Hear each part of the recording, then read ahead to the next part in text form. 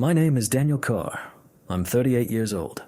I work as a senior financial analyst at a company called Brightline Logistics. It's a mid-sized logistics operator in Columbus, Ohio.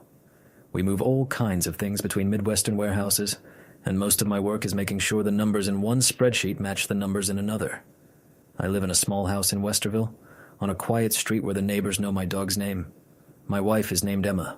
She works as a nurse at a children's hospital. We've been together 12 years, married for 8. We have a son, Noah, who is 6. I drive a 2014 Honda CR-V because it still runs, and I don't see a reason to change something that works. I'm going to tell you a story today about something that happened to me over the past year and a half. I'll tell it the way I would tell it to myself 7 years ago, to the Daniel who had just landed this job, who was full of hope and thought the main thing in a career was to do good work. I'm telling it because I've heard dozens of similar stories from other people, and because I think this kind of experience should be written down somewhere. I don't want to lecture anyone. I just want to lay this story alongside your experience and let you decide what to take from it. I'll try not to embellish anything. I'll even try not to make myself look smarter than I was. I was pretty slow to understand what was happening to me, and I'll talk about that too. If there's a hero in this story, it's not me. It's my wife, who waited for me to understand. And maybe my son, who once drew a family picture in which I was barely there. If you've ever sat in a glass-walled office across from the person who controls your career and heard the words, "You're not at that level yet," while knowing for a fact that his entire department rests on you alone, like and subscribe. This story is worth watching to the end because what happened next changed not only my life but the company itself. I'll tell it all in order, and I'll tell it honestly. I don't need to embellish anything. The numbers will speak for themselves. Before I tell you about that Friday in March, I want you to understand who I am and where I come from, because without that, none of what came later carries the right weight. I was born in a small town called Mount Vernon, an hour's drive north of Columbus. My father worked on the railroad for 41 years, first as a dispatcher, then as a shift supervisor. He never raised his voice, and he never cheated anyone out of $1.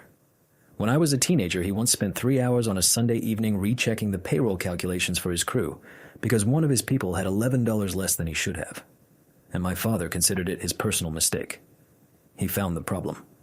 It was a typo in one line of the timesheet. He fixed it, sent the necessary letter, and on Monday, that man got his $11. I think something of that stayed in me. I learned from my father that numbers are not just numbers. They're people, trust, and obligation. If you put a number in a spreadsheet, you bear responsibility for it being correct because someone will depend on that number. Maybe you. Maybe someone you don't know. That doesn't free you from accuracy. I chose engineering at Ohio State because I liked solving problems that had one right answer. Then I switched to finance because I realized that finance has clear answers too, just with more variables. I never wanted to be a star. I wanted to be a person you could rely on. That, as it turned out, is very useful for the company you work for, and very dangerous for you personally if you don't make sure you're being paid for the fact that they rely on you. My mother died when I was 24. It was a long illness, lasting about 2 years.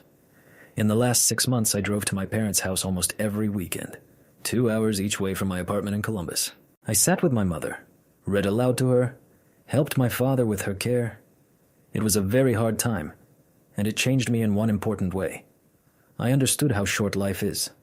I understood that there are things you need to do now, because later there may not be a chance. When my mother died, my father took it very hard, but he didn't break. He kept going to work. He kept getting up at 5 in the morning. A month after the funeral, he said one sentence to me that has stayed with me ever since. He said, "Daniel, we don't choose how much time we're given. We only choose how we use that time. Don't waste time on people who don't see you."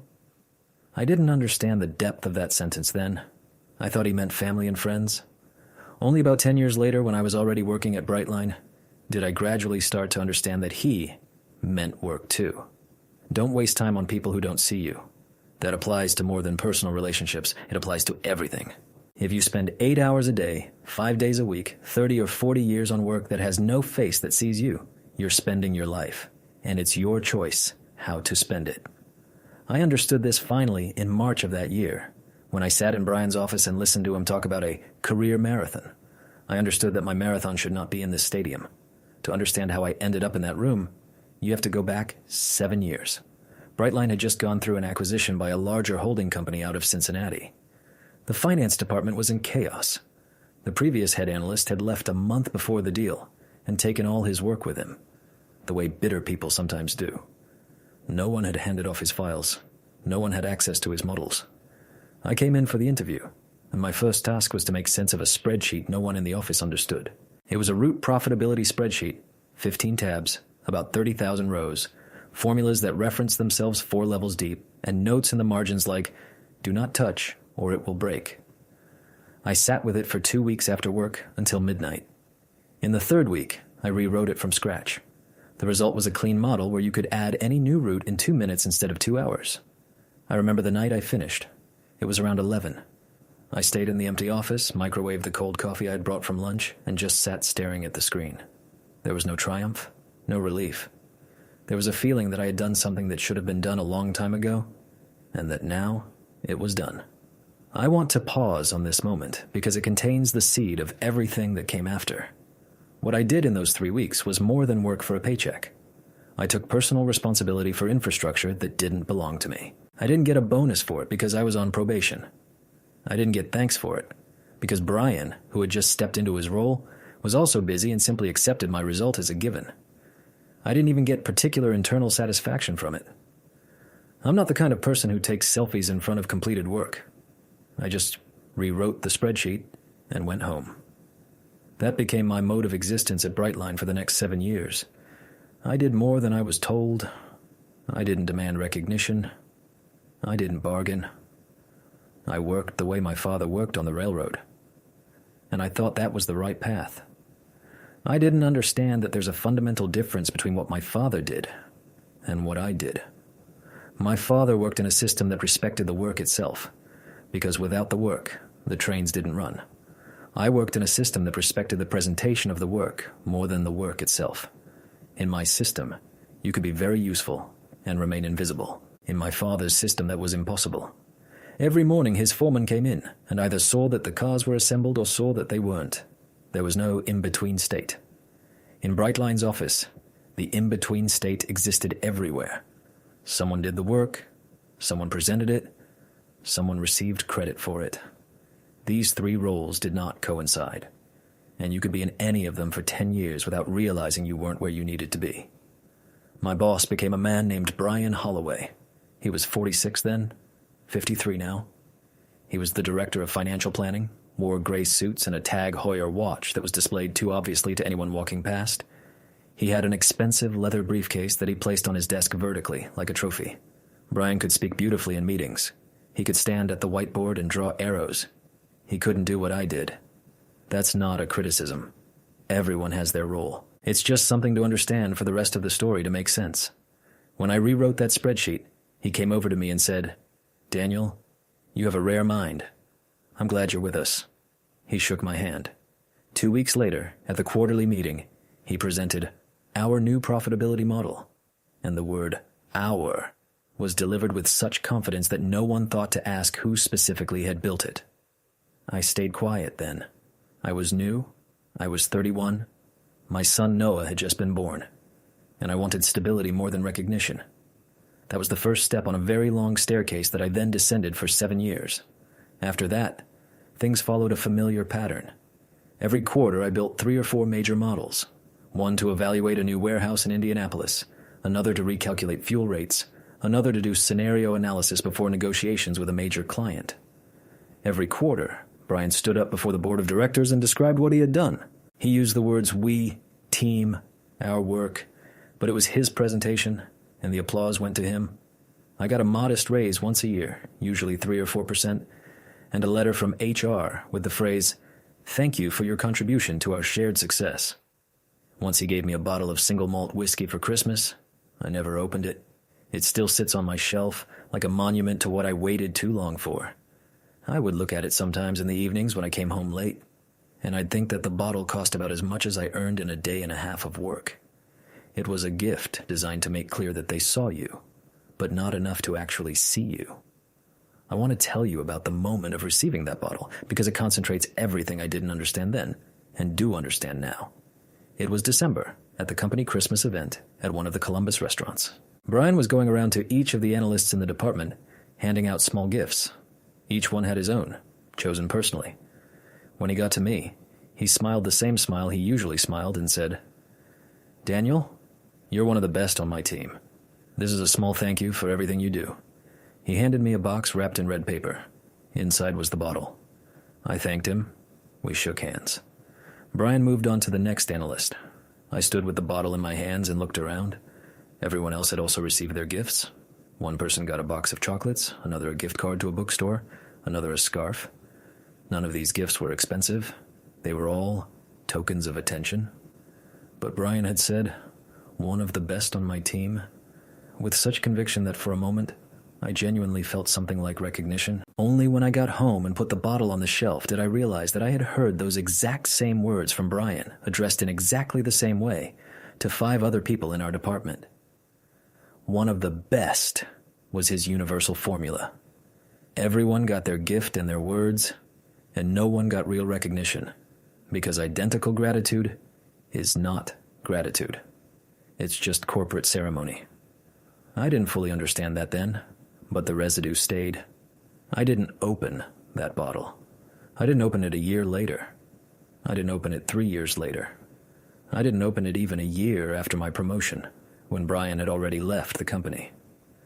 Emma once asked why I didn't throw it out. I said it was a memento. She asked of what?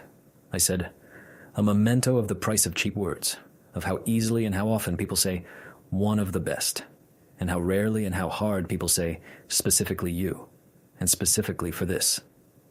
The bottle is still on the shelf. I look at it every time I walk into the living room. It reminds me not to be angry at Brian. It reminds me to be a better manager than he was. When I thank my team, I never use universal formulas. I tell people specific things about what specifically they did. Every time. It takes more time and requires more attention. But that's the difference between gratitude and ceremony. I want to describe one quarterly presentation, because this scene, which repeated 28 times over 7 years, shaped my work life more than anything else. It was always in the same conference room, a large room with an oval table, where 7 members of the board of directors and about 12 people from senior management sat. There was a screen on the wall where the presentation was projected. I usually sat in the 3rd row against the wall because I was the author of the numbers, and sometimes I had to answer a question quickly if the board asked about something. But the questions were usually directed at Brian, and Brian usually answered himself, even when he didn't know the precise answer. He spoke confidently, drew arrows, gave general answers. If the board kept pressing for specifics, he would turn to me with a smile and say, "Daniel, perhaps you can add the technical details for the board?" I'd add them. I answered precisely. The numbers were always in my head. The board nodded. After the presentation, Brian got the congratulations, and people patted him on the back. One member of the board, Karen Vivian, as you'll remember, once came up to me after such a presentation and quietly said, "Good work, Daniel." That was the first and only time in my first 3 years of work that anyone from leadership said that phrase to me directly. I almost cried. I was 34, working 12-hour days, and that simple sentence from the VP of Operations, 2 words, literally made my week. I didn't understand then how pathological a symptom that was, that an adult man, a professional with an MBA, would jump at 2 words of recognition like a dog at a piece of bread. I only understood it much later. That was the substance of those 7 years. I was gradually turning into a person who didn't have his own system for evaluating himself, and who depended entirely on whether someone outside would say, "Good work." That's a very dangerous position. It's hard to leave. It's easy to drift further into what psychologists call learned helplessness, where you no longer try to get recognition because you know in advance you won't, and you just keep doing the work, like a horse walking in a circle. In parallel, I was doing one other thing Brian didn't know about. I was documenting. This was a habit of mine going back to college, keeping detailed notes on everything I did, every model, every assumption, every revision. I created a separate folder on the corporate drive called Operational Reference, and I put everything there. Not because I was planning anything. It's just how I'm built. I'm an engineer by training, a financier by profession, and I don't trust my memory beyond about 6 months. By the end of the 7th year, that folder contained about 2,000 files, a complete instruction manual for how Brightline's finance function works.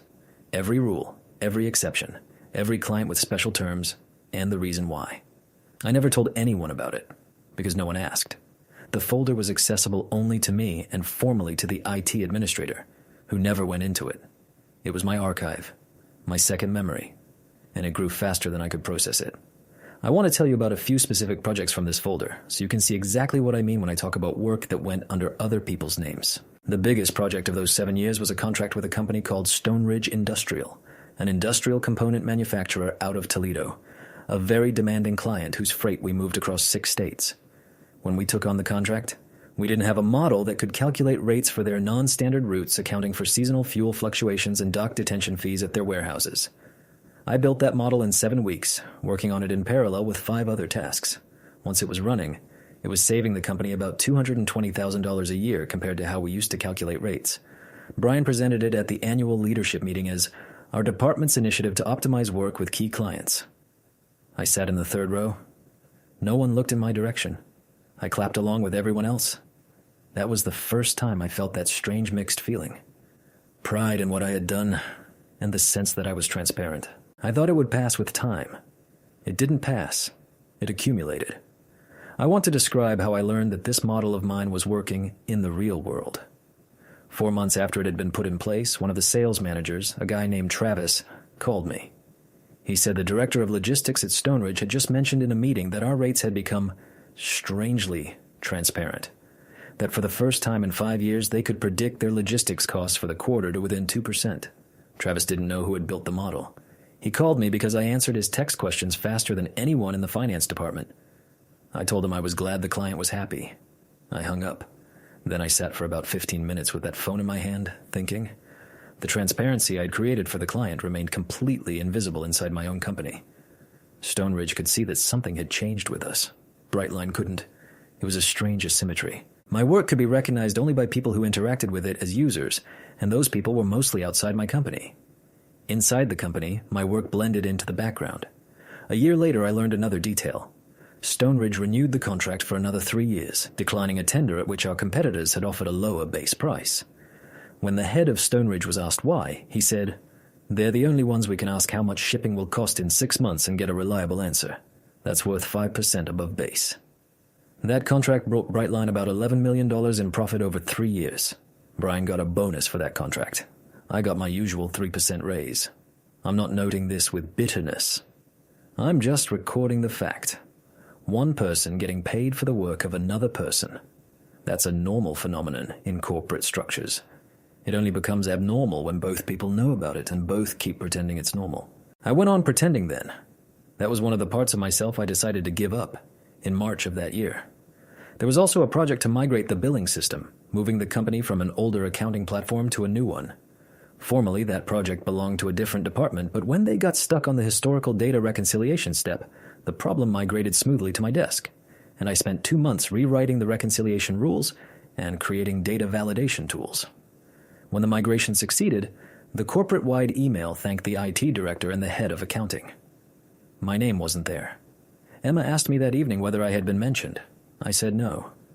She looked at me for a long time, then said, "Daniel, you're the wife who stands behind every one of them, and you still don't see it." I didn't understand then what she meant. I do now. There was an analysis for the possible acquisition of a small regional carrier in Michigan. 4 weeks of work, 18 scenarios, a 7-year payback projection. The deal didn't happen, but my analysis was cited for another 2 years in all kinds of presentations.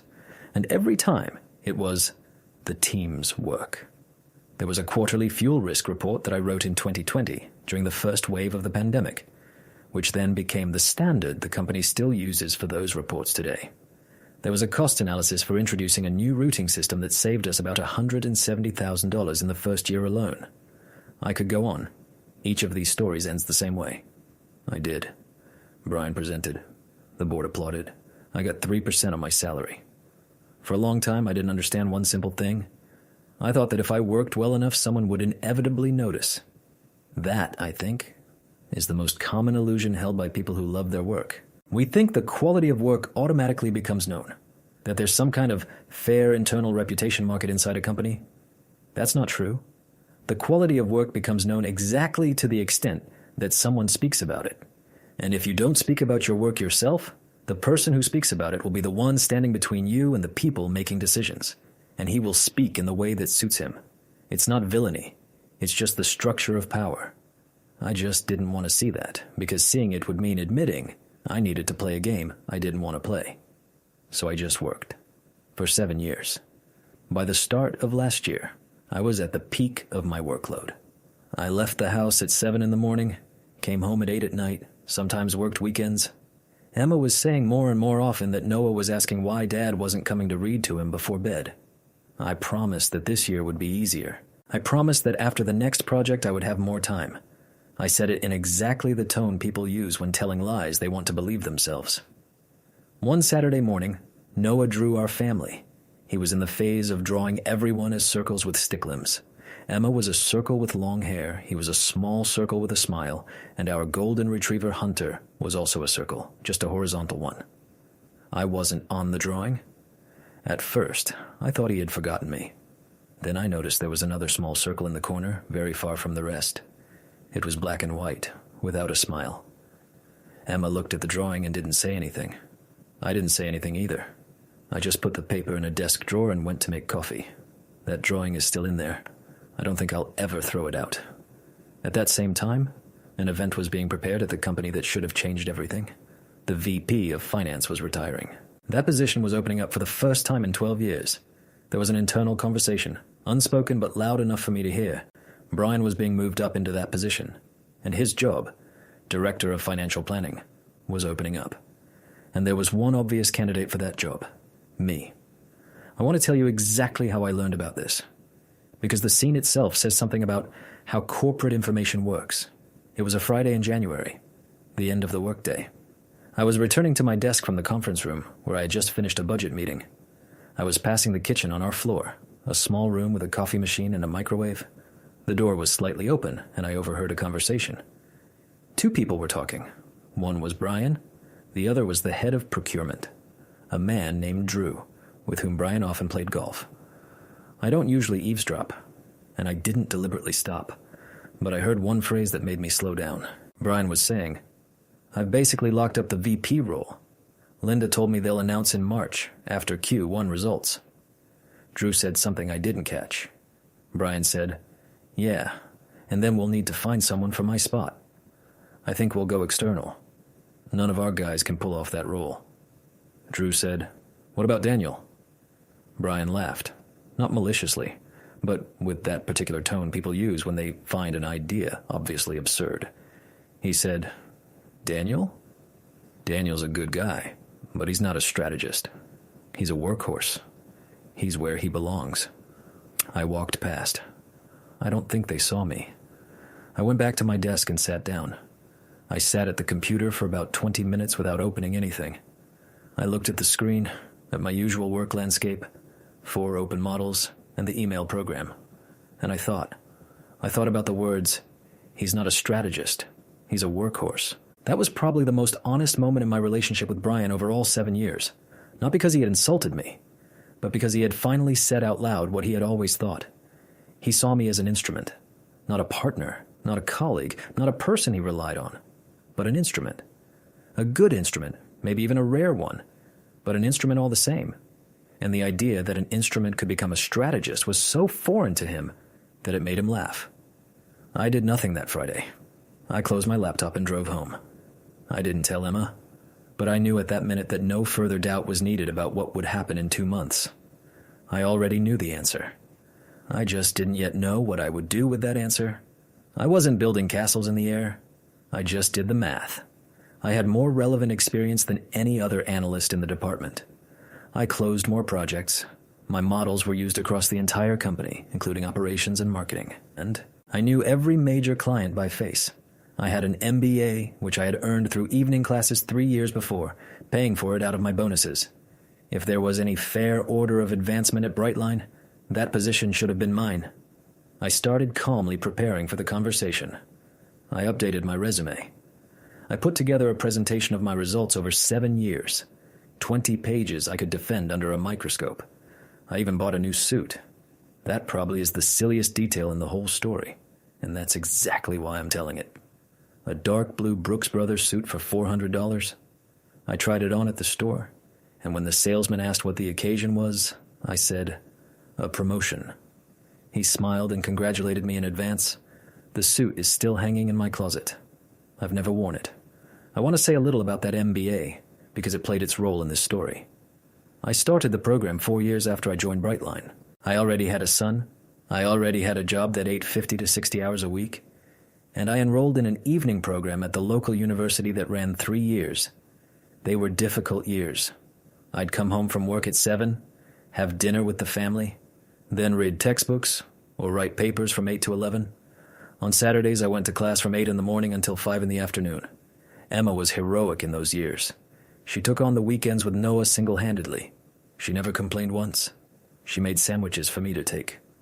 I remember when I got the diploma, Emma came to the ceremony, and Noah, who was very small then, and my father, who came specially from Mount Vernon. My father sat in the second row, wearing new glasses, and he wrote something in a small notebook the entire time I was walking up to the stage. I asked him afterwards what he had been writing. He answered, "Nothing. I just wanted you to see that I was listening." That was one of the most meaningful expressions of respect I've ever seen in my life. When I returned to Brightline after getting the diploma, I expected it would change something. I thought it would become an argument for my next promotion. I hung the diploma on the wall of my office. Brian came in, looked at it, and said, "Congratulations, Daniel. Good for you for finishing." That was the company's sole reaction. No discussion of a new role, expanded responsibilities, a bonus. 3 months later, I got my usual 3% annual raise. That was the first time I thought, but not enough, that something was wrong here. That I'd invested 3 years of my life and thousands of dollars in development the company didn't consider sufficient to change our relationship. I pushed the thought aside. I thought I just needed to wait longer. Looking back now, I can see that the MBA was my way of buying recognition that wasn't being given to me freely. I hoped that if I made one more effort, one more investment, one more rung up the ladder, the universe would finally respond. The universe didn't respond. The universe doesn't care about you. You don't get recognition by deserving it more strongly. You get it by starting to demand it openly. That simple thing I didn't understand until that March. The conversation came in March. Brian scheduled it for a Friday at 3 in the afternoon. I came into his office with the presentation folder in my hand. Wet snow was falling outside, and the window was gray. Brian sat at his desk. The documents I had sent him a week earlier lay in front of him. On the corner of his desk stood the same photo as 5 years before. Him on a yacht with 2 children, both in life vests, both clearly displeased about being photographed. He didn't offer me a seat, but I sat anyway. He smiled the smile a person smiles when about to deliver news that's bad for the listener but good for himself. He said he appreciated my desire to grow. He said the company had noticed my contribution. He said the director of financial planning position had been decided in favor of another person because that role required experience working with the board of directors and with investors, and I didn't have such experience yet. He said the word yet with an intonation that meant and won't have. He said that instead, they wanted to expand my responsibilities, add a couple more projects, and in 2 or 3 years, possibly consider me for a similar position if one opened up. He spoke for about 10 minutes, and during those 10 minutes, I noted several phrases of his that I still remember word for word. He said, "Daniel, you work like a clock for us. You're reliable. That's your main strength." Then he said, "But leadership work is something else. It's about being able to see the big picture from above. You don't have that vision yet." Then he said, "I know this might sting right now, but in a few years you'll look back on this moment and be grateful we didn't artificially accelerate you. A career is a marathon, not a sprint." That last phrase was the cruelest, and I don't think he even understood it. I had worked for him for 7 years. In 7 years, he had never once offered me a single step forward. And now, when I had finally reached the moment when I could count on a fair promotion, he was calling it artificial acceleration. I thought in that moment about how Brian had built his own career. He came to Brightline already in a leadership position. He was brought in by the former CEO, with whom he had once worked. He had not gone through a single rung from below. He had been at the top right away. And now he sat across from me lecturing me about the marathon, not the sprint. I didn't say it out loud. I just listened. Something inside me detached. Some part of me that until that moment had still hoped Brian related to me as a human being, detached, and began watching him from the outside, like an interesting sociological specimen. It was a new feeling for me. Until that second, Brian had been my boss. From that second on, he became a character occupying a position he had been lucky to receive. I listened and looked at his watch. I didn't look at him directly because I knew that if I did, my face would give me away. I looked at the silver dial and tried to count how many such watches I could buy myself if I'd been paid fairly for every model he had signed his name to. It came out to about 10, maybe 12. When he finished, I asked one question. I asked who would be getting the position. He named the name. It was a name I didn't know. An external candidate named Trevor Reynolds, coming from consulting with a degree from Wharton and 3 years of strategic consulting experience. He had not a single day of experience in logistics. Brian noticed the look on my face and quickly added that Trevor would be leaning on my expertise, that we'd be working in close partnership, that I'd be his right hand. I nodded. I said I understood. I said I was grateful for the feedback and ready to support the new director. I stood up and walked out. In the hallway, I stopped at a window and stood there for a minute, watching the wet snow stick to the glass. I wasn't crying. I wasn't angry. That is, I was angry. But not the kind of angry that wants to scream. It was the kind of angry that sits down and starts calculating. Jennifer from accounting walked past with 2 cups of coffee. She said hello. I said hello back. I went into the bathroom, splashed cold water on my face, and looked in the mirror. I looked normal. That perhaps is the strangest thing about that Friday. Inside, a shift had occurred that I couldn't yet articulate. And on the outside, I looked exactly the same as I had that morning. I went back to my desk and worked another 2 hours as if nothing had happened. Closed 1 model, answered 4 emails, set a calendar reminder for a meeting on Monday. Then I closed my laptop, put on my coat, and drove home. On the way home, I stopped at a red light and for the first time in a long time, thought about something I hadn't paid attention to before. I thought about other people who had gone through the same thing. I thought about Martin, who had worked at the company for 20 years and never been promoted higher than senior analyst. About Jennifer, who had been in the same position with the same salary for over 8 years. About the dozens of people in the company on whom entire processes rested and whose names had never been spoken at a quarterly meeting. I had always thought the situation was special, that I just hadn't gotten the timing right, that I just hadn't been loud enough about myself. In that moment in the car, I understood a very simple thing that perhaps should have been clear to me long ago. This wasn't my situation, it was a system. And the system would not break itself. It works exactly the way it works because it is in the system's interest to work that way. And if I didn't want to be its fuel for another 7 years, I needed to act differently. That was the first thought in which I started separating me from the system. Until then, I had perceived them as one and the same. My work as my fate. That was a fork in the road. The light turned green, I drove on, and I was already a slightly different person from the one who had left the office. In the car, I also thought about something else. I thought about my father and his 41 years on the railroad.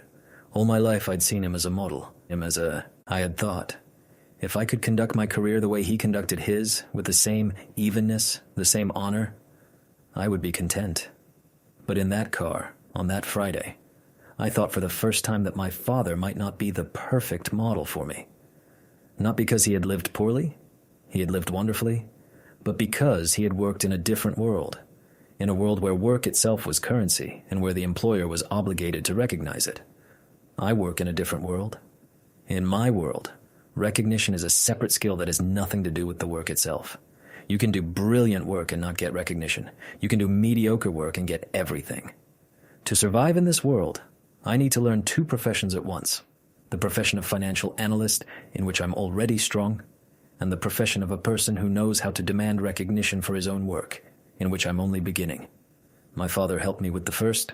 The second I will have to figure out on my own. That was a bitter thought.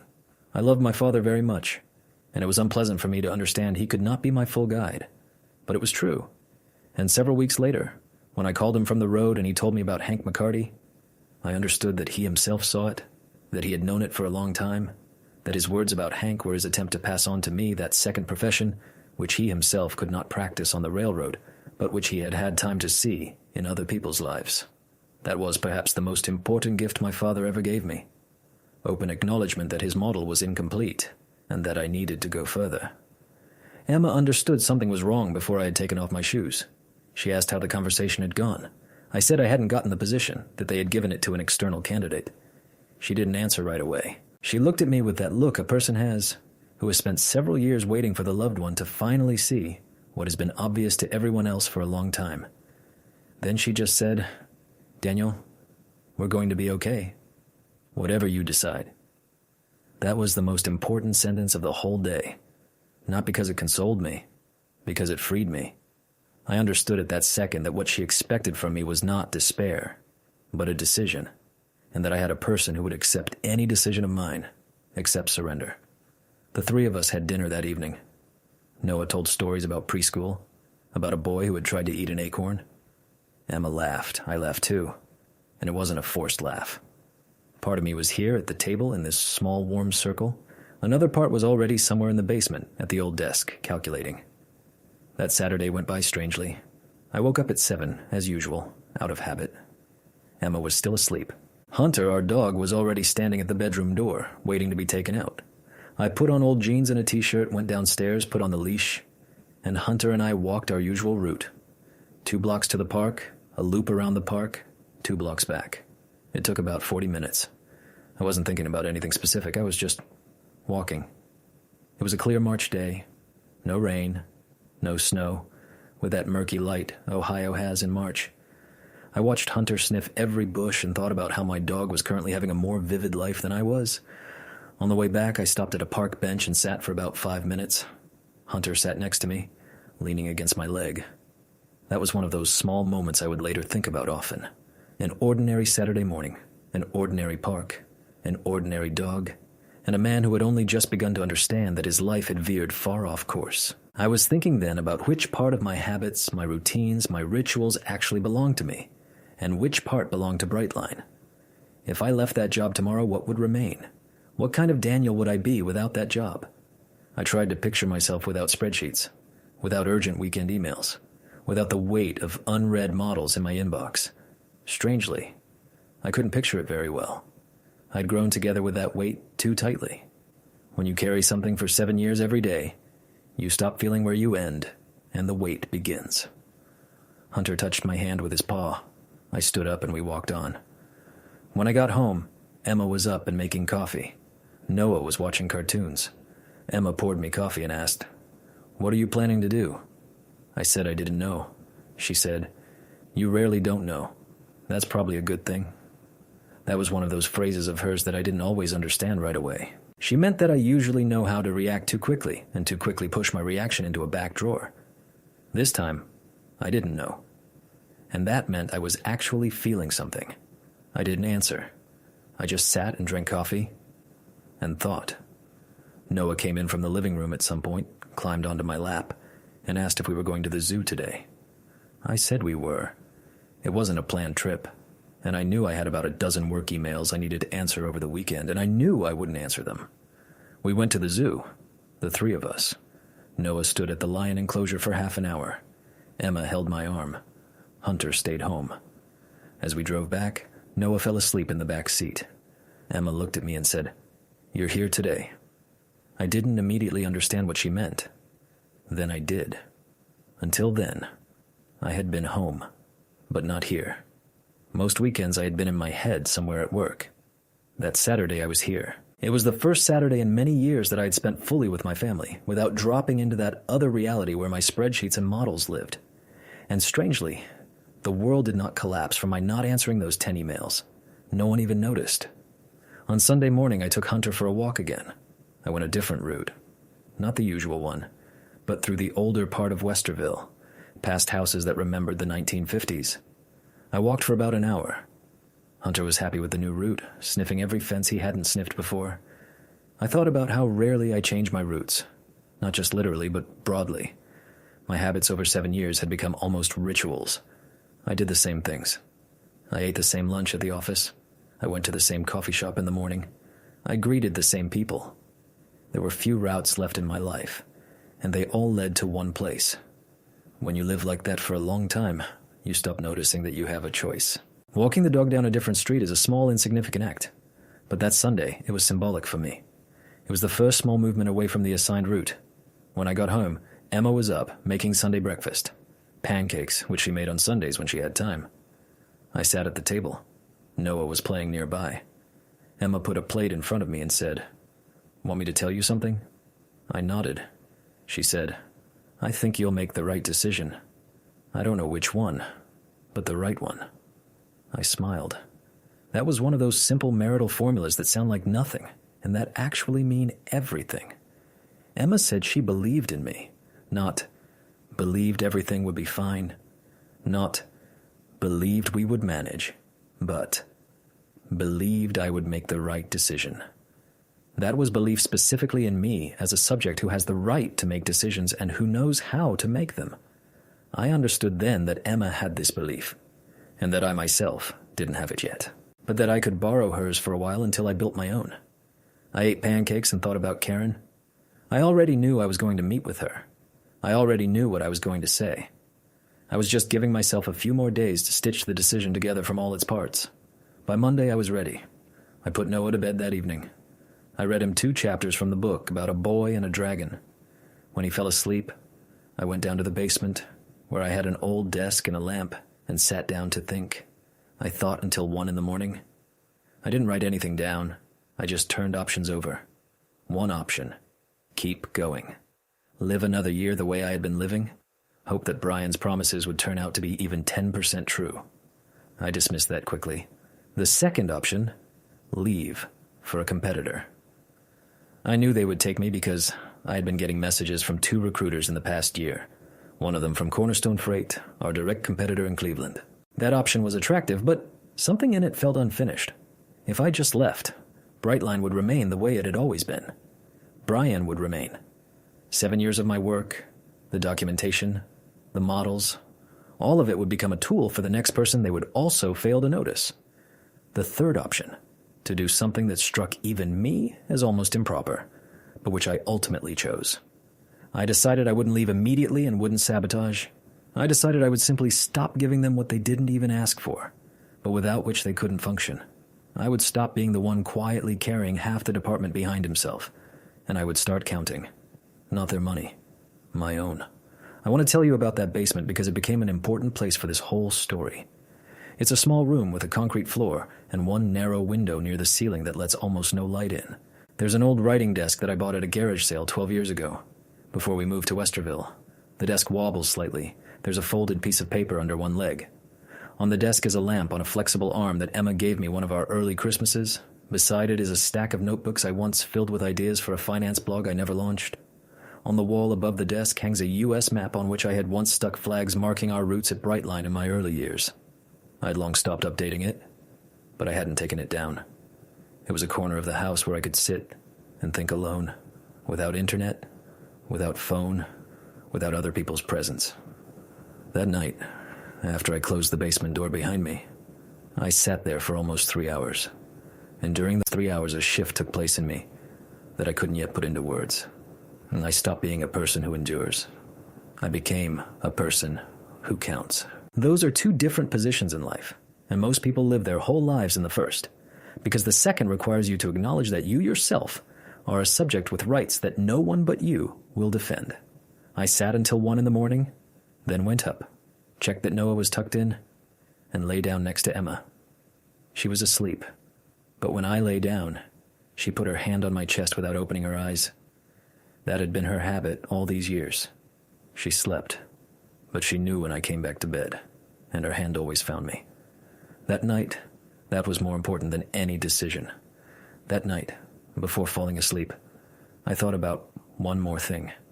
I thought about what work means to me. I grew up in a family where work was a form of dignity.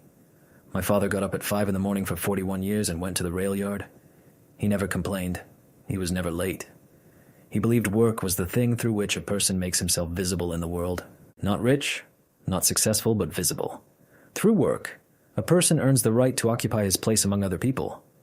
I grew up in that philosophy, and it's a good philosophy, but it has a limitation my father probably never thought about.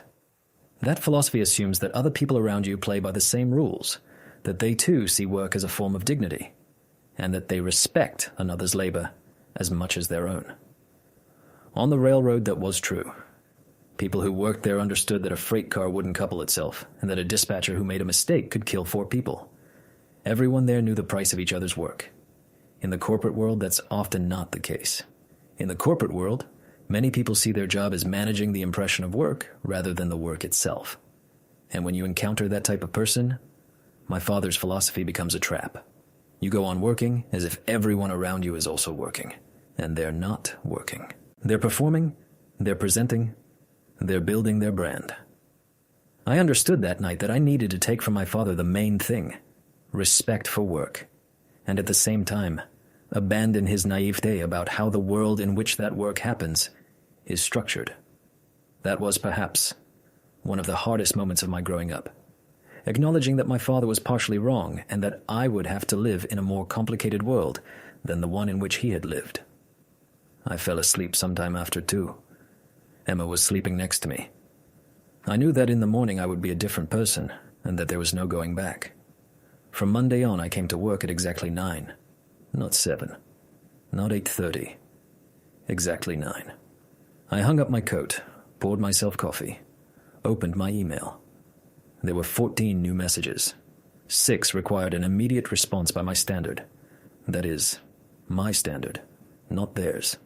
I answered 2 that concerned my direct responsibilities. The rest I forwarded to the people in whose area of responsibility they formally lay. Until that point, I had answered every email that came to me, because it was faster to respond than to explain that this wasn't my task. I had been doing other people's work for 7 years, and over those 7 years, no one had learned to do it themselves because I hadn't given them the chance.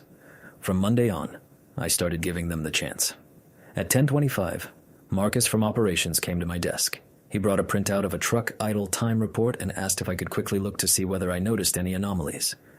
Before, I would have looked right away because it took 15 minutes. This time, I smiled and said, "Marcus, that's a great question. But look, we have Peter, who handles operational analytics. That's his direct area. I'm sure he can sort it out in an hour." Marcus looked at me strangely. Peter had received that area 3 years ago, but no one ever went to him because he worked more slowly. Marcus said, "Okay," and went to Peter. The next day, the idle times had not been analyzed. 2 days later, they still weren't analyzed because Peter couldn't do in a week what I had done in 15 minutes. No one complained about me for it. That was the key moment. No one complained because formally, I had done nothing wrong. I had just stopped doing other people's work. By the end of the first week, what I would call a quiet revelation happened. I finished work at 6 in the evening on Friday. I left the office at 6:07. I got home at 6:40. That was the first time in probably 3 years I'd been home before 7 on a Friday night. Emma looked at me as if I had brought good news from another planet. Noah was in the living room, playing with his building blocks. When he saw me, he didn't say anything special. He said, "Dad," as he always did, and went back to his construction. That was the most important thing about that moment. Not solemnity, not surprise. Just the fact that Dad being home at 6:40 on a Friday, for him, this was normality returning. I sat down next to him and helped him finish. Emma called us to dinner. At dinner, I didn't check my phone. That, perhaps, was the only habit I changed immediately. I put my phone in a drawer in the hallway as soon as I walked in the door and didn't take it out until morning. As we were putting Noah to bed, he asked Emma whether Dad was sick because Dad was acting kind of strange. I heard from the hallway as Emma quietly answered, "Daddy's not sick, sweetheart. Daddy's getting better." I stood in the hallway for a minute after those words. I wasn't crying, but I felt something for which I didn't have a word. It was perhaps something close to shame, shame for how much I had missed and at the same time hope that I had not yet missed everything. Trevor showed up at the office on Tuesday, tall, thin, with a very white shirt and a very confident handshake. He came over to introduce himself, sat across from me, and for 15 minutes told me how thrilled he was to be working with such an experienced team, how important it was for him to maintain continuity, and how much he appreciated my agreeing to be his partner in this transition. He said the word partner with a particular intonation that meant subordinate. I smiled and nodded. I said I was prepared to help with onboarding. I suggested we meet on Wednesday for an hour so I could show him the main models. He said he had thought we'd need to meet for 3 or 4 hours a day for the first 2 weeks. I replied that my schedule was tight and proposed 1 hour on Wednesday. He looked a bit thrown off but agreed. When he left, I noted in my planner, Trevor, Wednesday, 11 o'clock, 1 hour. I drew a frame around it. I understood that what I was about to do that Wednesday would change everything that followed, but not the way Trevor expected. On Monday morning, Brian gathered the entire finance department in the large conference room to formally introduce Trevor. It was the kind of event typical for Brian. He stood at the whiteboard where nothing was written. Brian never wrote anything on the board, it was just a backdrop for him, and spoke for 15 minutes about how lucky we all were that such an outstanding specialist had joined our team. He used the words talent, fresh perspective, a new chapter for the finance department. He said that Trevor would bring us strategic perspective we had long been lacking. I sat in the second row and looked at my notebook. I wasn't writing anything. I was just drawing little squares in the corner of the page, the way I had as a kid in boring math classes.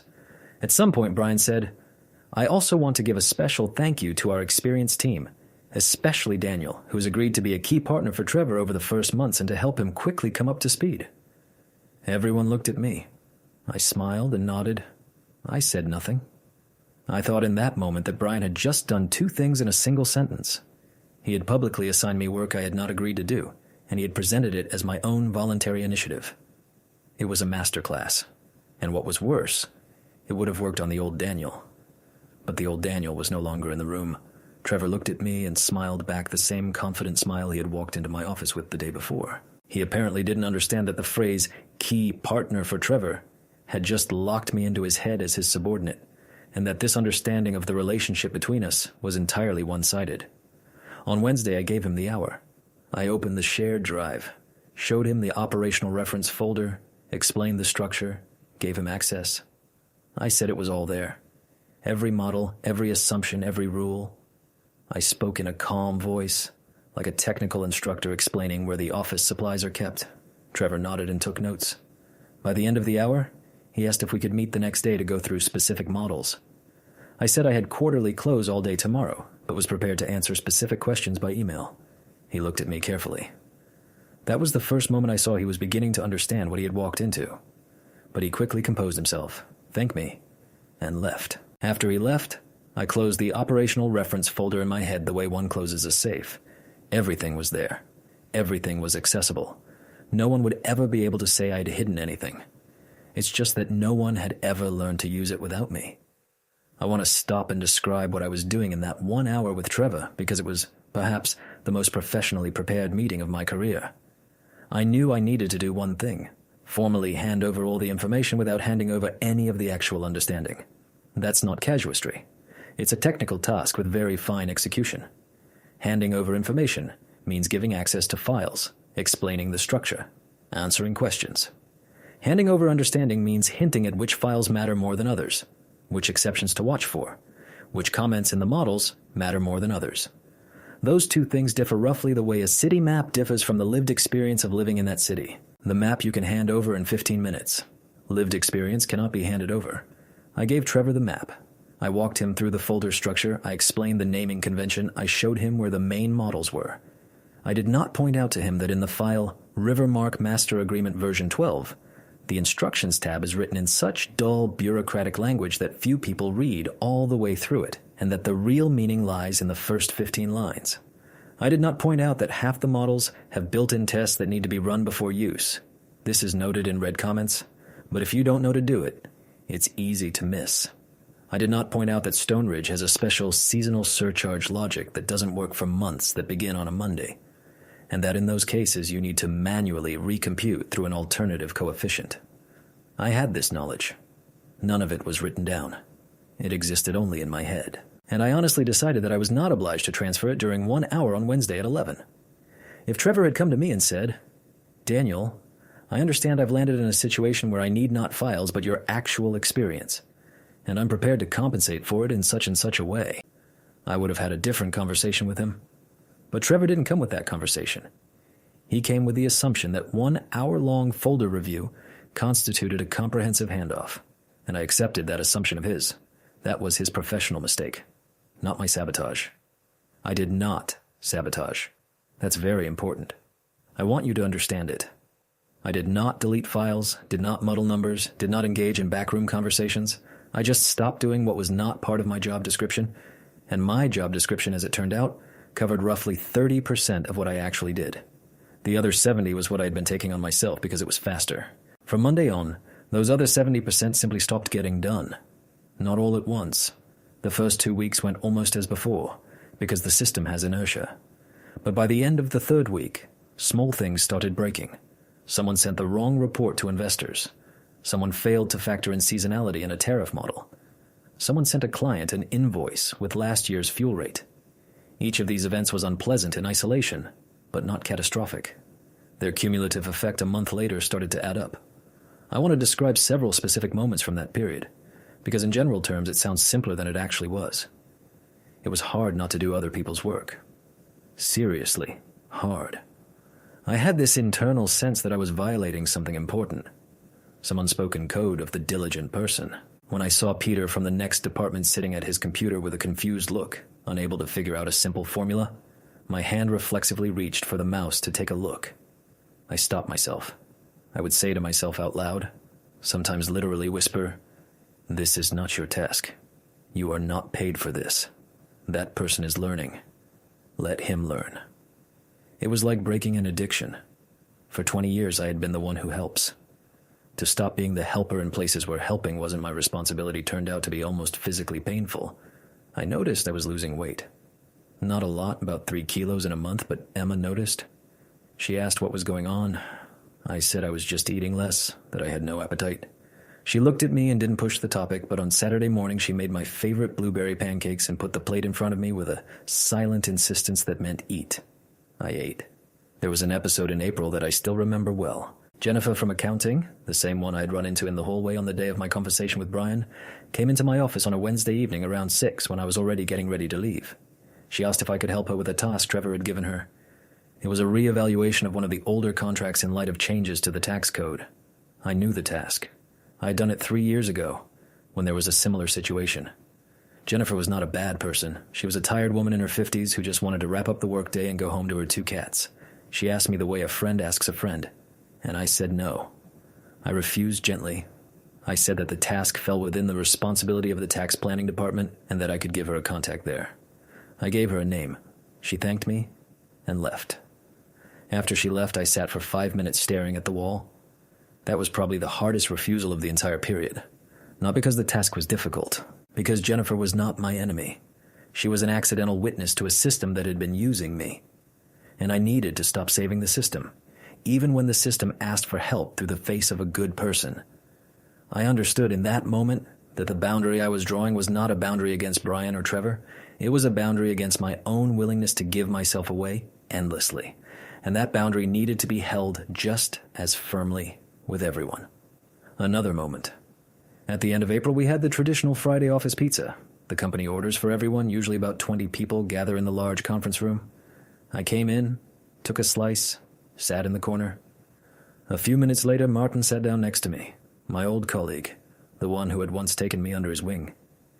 He had been at Brightline longer than I had, in a similar position, never promoted higher than senior analyst. He looked at me and quietly said, "I've noticed you've changed." I asked what he meant. He said, "You don't fuss anymore. That's a good thing." I didn't know what to say. I just nodded. Then he added, "I've wanted to do that myself for a long time, but I'm not sure I have the strength." That phrase still lives in me. I thought that evening that Martin was me 10 years from now, if I didn't stop. A tired man who says, "I don't have the strength." I made myself another quiet promise then, that when I had the chance to change something in this company, Martin would be one of the first I would offer a new beginning to. I didn't yet know how or when, but I knew I would not forget. By the end of April, Trevor came to me asking me to work Saturday evening on an urgent model for the board of directors. I said I had family plans on Saturday. He asked if Sunday was possible. I said Sunday was also out. He said it was very important. I agreed it was important and proposed starting work Monday at 9 in the morning. He said that by Monday it would be too late. I said that in that case he should bring in other team members, and I could suggest who among them was most familiar with that type of model. He left. By Monday the model had been done, Patchily, with 2 errors I noticed at a glance, but I didn't tell anyone about them because no one had asked me to look. The board of directors made a decision based on that model. It was a decision to invest in a new warehouse in Dayton with a budget of $8,200,000.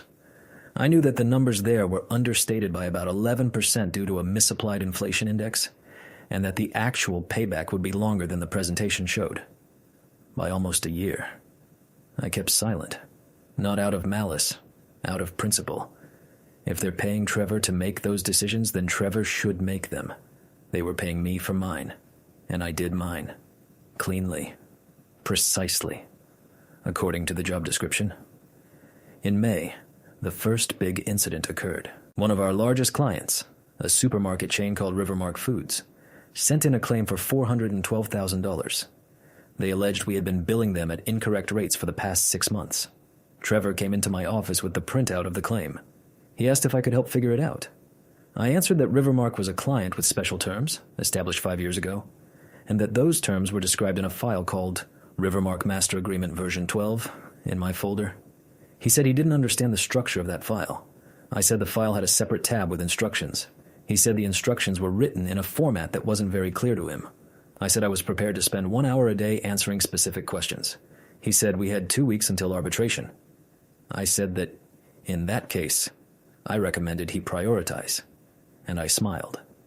I didn't want to smile, but the smile came on its own. Trevor stood up and left, and I know he went straight to Brian. Over those 2 weeks, Trevor came to me 3 more times. The first time he tried an indirect approach. He said he had heard I had a deep grasp of the special client contracts, and that he would find it valuable to exchange experience. I answered that exchanging experience was a good idea, and proposed including it in the agenda of our weekly meeting. He said he would prefer to talk more informally, maybe over lunch. I said lunch was my personal time, which I spent either alone reading or calling home. He was a bit embarrassed and left. The second time he tried emotional pressure. He came in with a very serious face and said he understood the situation was difficult for me, that my promotion hadn't gone through and that he himself regretted ending up in this situation, but he hoped we could work as adults in the company's interest. I listened to him very attentively, and when he finished, I said, "Trevor, I work as an adult, every day, a full 8 hours. If I can help with anything else that falls within my job description, I'm always ready. But I don't understand what you're actually hinting at. Do you want me to take on tasks that are outside my role? If so, let's discuss formally expanding my role with a corresponding promotion, and I'll go to HR with that proposal." He was silent for about 5 seconds, then said, "No, that's not what I meant," and left. The third time he came was the day before the arbitration. He said they had found half the necessary information but couldn't make sense of one currency conversion table used in the contract. He asked if I could just take a single look at that table. I looked. I saw they were applying a conversion coefficient for the wrong year.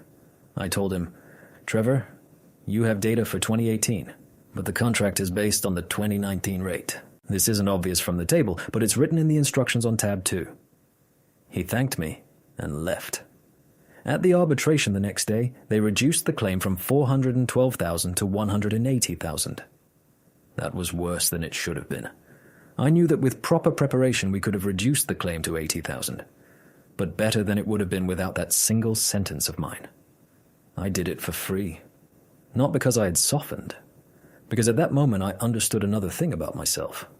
I was prepared to stop doing other people's work. I was not prepared to watch the company's client lose money because I stayed silent about something I knew about a single table. That was a boundary I drew for myself.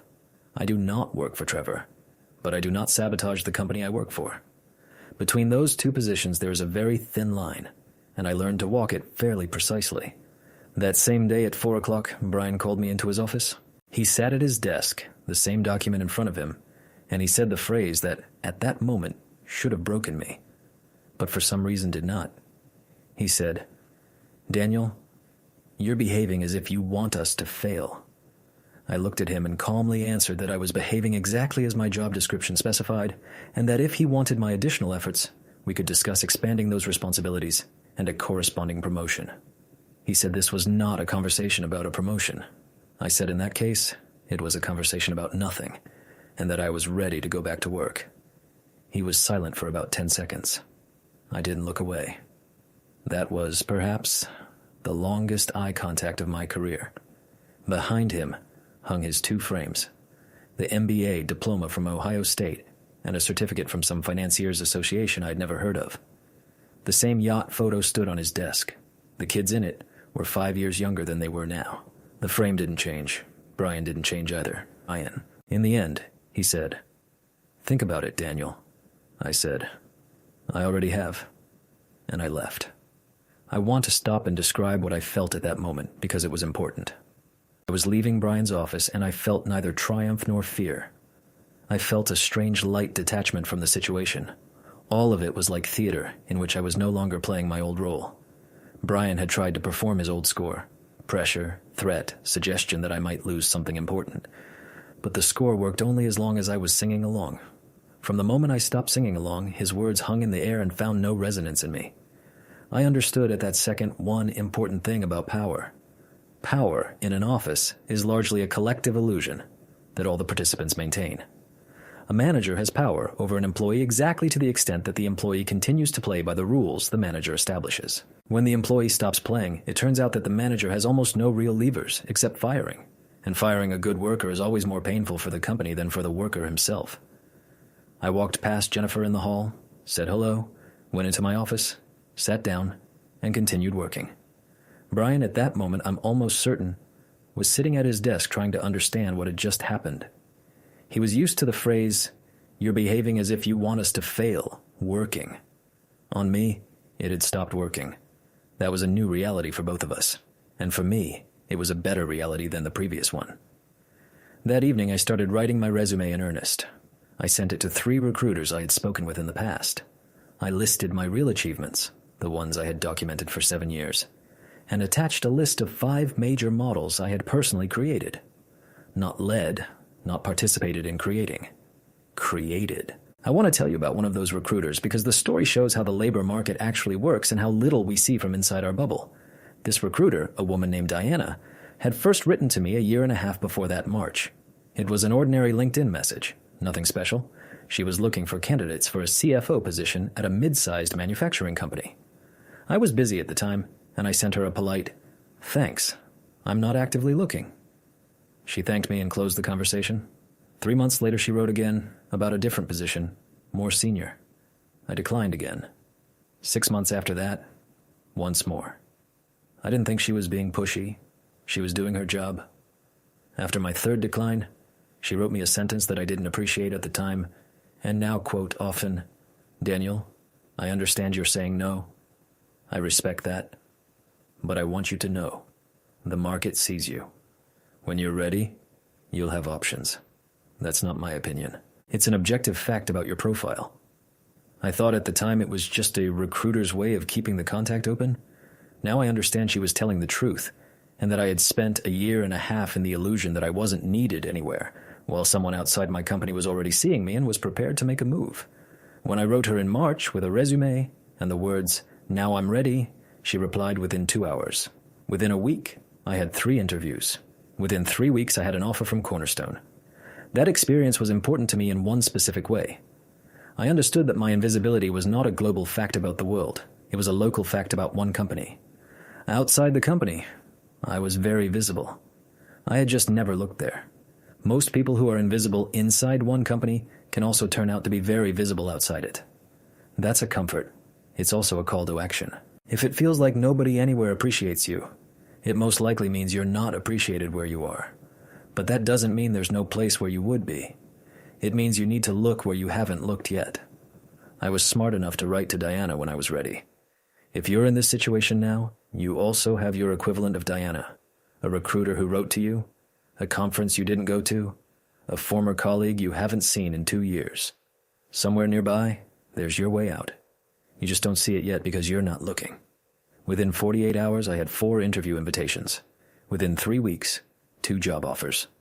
One of them was from Brightline's direct competitor, Cornerstone Freight, headquartered in Cleveland. They were offering the position of Director of Financial Planning at a salary almost double my current one. They were offering remote work 3 days a week. They were offering a 20% annual bonus. They were offering what Brightline had not offered me in 7 years. The second offer was from a company in Pittsburgh, smaller, but with an interesting task, to build a finance function from scratch. I was seriously considering both. I want to describe what I felt when I first held a written offer from Cornerstone in my hands. It was an ordinary Thursday around 2 in the afternoon. I was sitting in my office, opened my email, and saw the message. The subject was short. Written offer. Daniel Carr. I closed the office door, opened the attached PDF, and read it. 8 pages, everything spelled out. Title, salary, bonuses, options, insurance, vacation, remote work, start date. In black and white. On the first page, in large letters, was my name. Not analyst finance department, not member of Brian's team. Just my name and the title I'd waited 7 years for. I sat in front of that document for about 20 minutes. I did nothing. I just looked. I understood that I was holding in my hands evidence that I was being seen. Not by my company, not by my boss, by someone in a different city, at a different company, whom I had never met, who had assessed my profile and offered me a salary that was almost double what I was earning. It was important to see that. Not because I was necessarily going to accept the offer, but because I needed physical confirmation that my internal sense of my own worth corresponded to objective market reality. I printed that page with my name and put it in the bottom drawer of my desk, not for use, just as a reminder. Later, when things were hard and I thought I might fail, I would open that drawer and look at that page. That was all I needed. That page said one word. Enough. You are already good enough. You just need to keep going. That same day, when I got the Cornerstone offer, I called my father. I hadn't called him during work hours in years. We usually talked on Sunday afternoons. That was his habit since my mother had died. But this time, I called him on a Tuesday at 7 in the evening, on my way home. He was surprised, but didn't say anything about it. I pulled into a gas station parking lot and sat in the car while we talked. I told him everything, not in detail. My father doesn't like details, especially numbers, even though he himself worked with numbers his whole life. I told him the broad picture. I'd worked 7 years. I had been passed over. I had an offer that was substantially better. I didn't know what to do. He was silent for about 15 seconds. Then he said, "Daniel, do you remember Hank McCarty, who worked with us before he retired?" I said I remembered. That was my father's coworker, the man in the blue cap who used to come over on some Saturdays to help fix the fence. Hank worked for us for 40 years in the same job. He could have gone higher. He was offered it several times. He turned it down every time, said he didn't want to leave the ground. And you know what I'll tell you? I respected him for that. Until the moment he retired and realized he didn't have a single photograph of anyone thanking him for 40 years of work.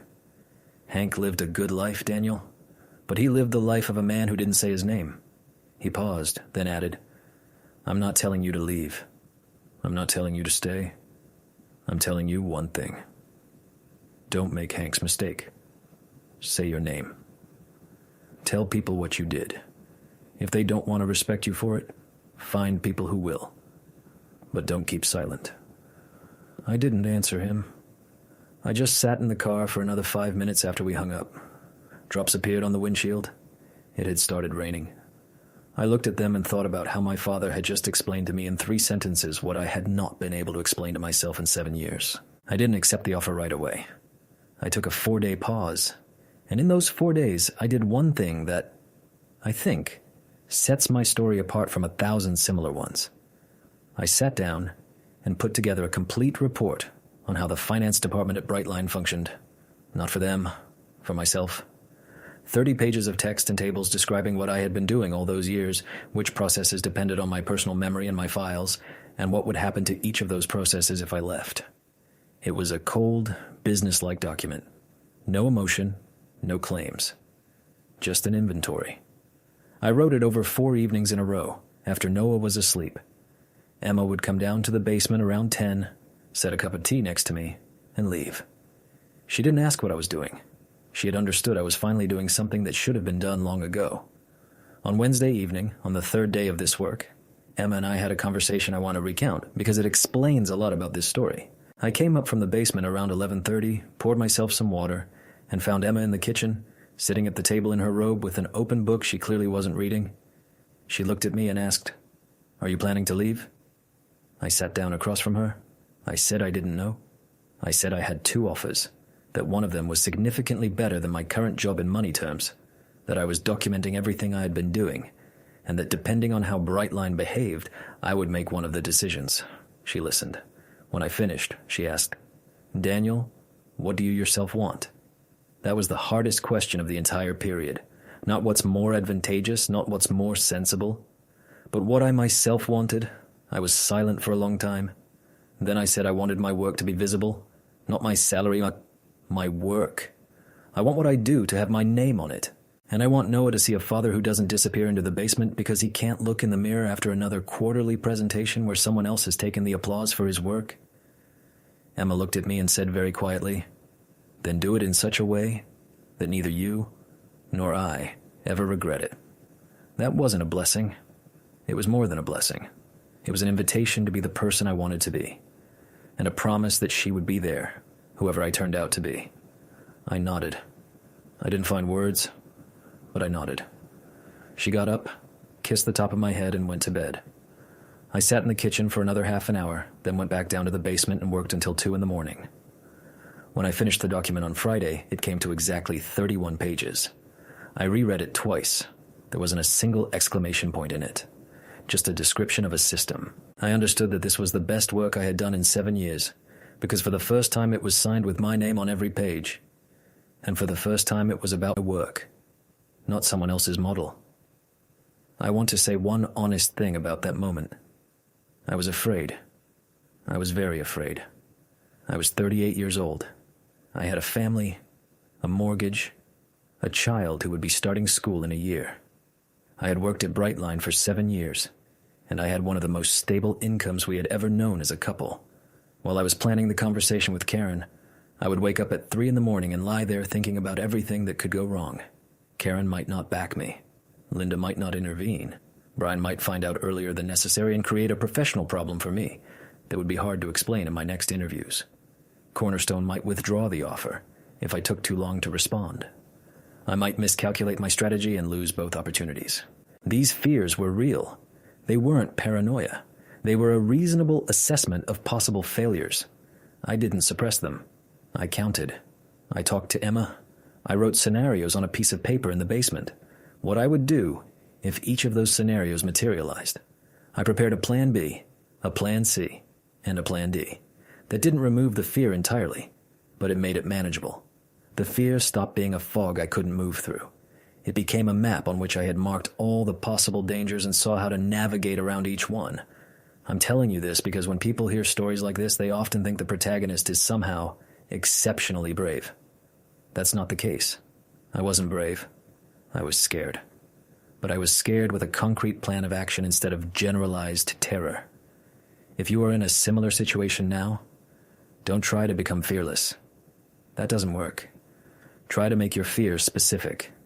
Write it down. Break it into scenarios. Prepare a response to each scenario. And then you'll be able to act because your fear will no longer have a place where it can grow. I asked for a meeting with Karen Vivian. Karen is the VP of Operations, a person I had known for 8 years, and who had always respected my work more than Brian did. She was the only person in senior management who once at a meeting had said, "Daniel did this," when the topic was one of my models. I remember Brian wincing then, and Karen pretending not to notice. I asked for half an hour of her time, and said I needed her advice. She agreed. I came to her office on Wednesday morning. I didn't bring any documents. I sat down, told her briefly that I had a job offer from another company, that I was prepared to leave in 2 weeks, and that before making a final decision, I wanted to understand whether Brightline had any desire to keep me. I didn't threaten. I didn't bargain. I just described the situation. Karen listened without interrupting. On her desk stood a mug with the writing, "Not today, Satan," a gift from her daughter. When I finished, she asked what position I was applying for. I said I wasn't applying for Trevor's position. He was already in that role. I didn't want to displace him. I said I wanted a position that reflected what I actually did. I wanted to be Director of Financial Infrastructure, reporting directly to the CFO, with the right to hire my own team of 3 people, and with a salary comparable to the Cornerstone offer. And I wanted one condition that mattered to me more than the money. I wanted all the models and processes I had developed to be officially registered as my authored work in the company's registry. Not so I could hold something over anyone later, so that no one would ever again stand before the board of directors and say, "We did this," when it had been done by a specific person. Karen asked me one question. She asked why I was saying this to her and not to Brian. I answered very briefly. I said Brian was part of the problem I was describing. She looked at me and nodded. She said she needed 48 hours. She asked me not to accept the Cornerstone offer until Friday. I agreed. I left her office and returned to my own. In the hallway, I ran into Brian. He was walking with a coffee cup and a laptop tucked under his arm. He nodded to me. I nodded to him. He didn't know. It was a strange feeling, knowing something critically important about the work of the person who controlled you, and walking past him with a neutral face. I think that was the very feeling experienced by anyone who has long been invisible, in the moment when he finally becomes visible. To himself, at least. I want to pause and say something about Karen, which is important to understanding this whole story. Karen wasn't just a benevolent manager. She was the only person in my work life who saw me as I was, without Brian's intermediation. I think she saw me roughly the way Emma saw me at home. Not as Brian's guy, not as our analyst, but as Daniel, a specialist with his own dignity and his own rights. That's a rare quality among managers. Most see employees through the lens of who their manager is because it makes the corporate world easier to organize. Karen could look past that lens. I only realized that on the day I came to her with a conversation that should have been about Brian, but which I had effectively framed as a conversation about myself.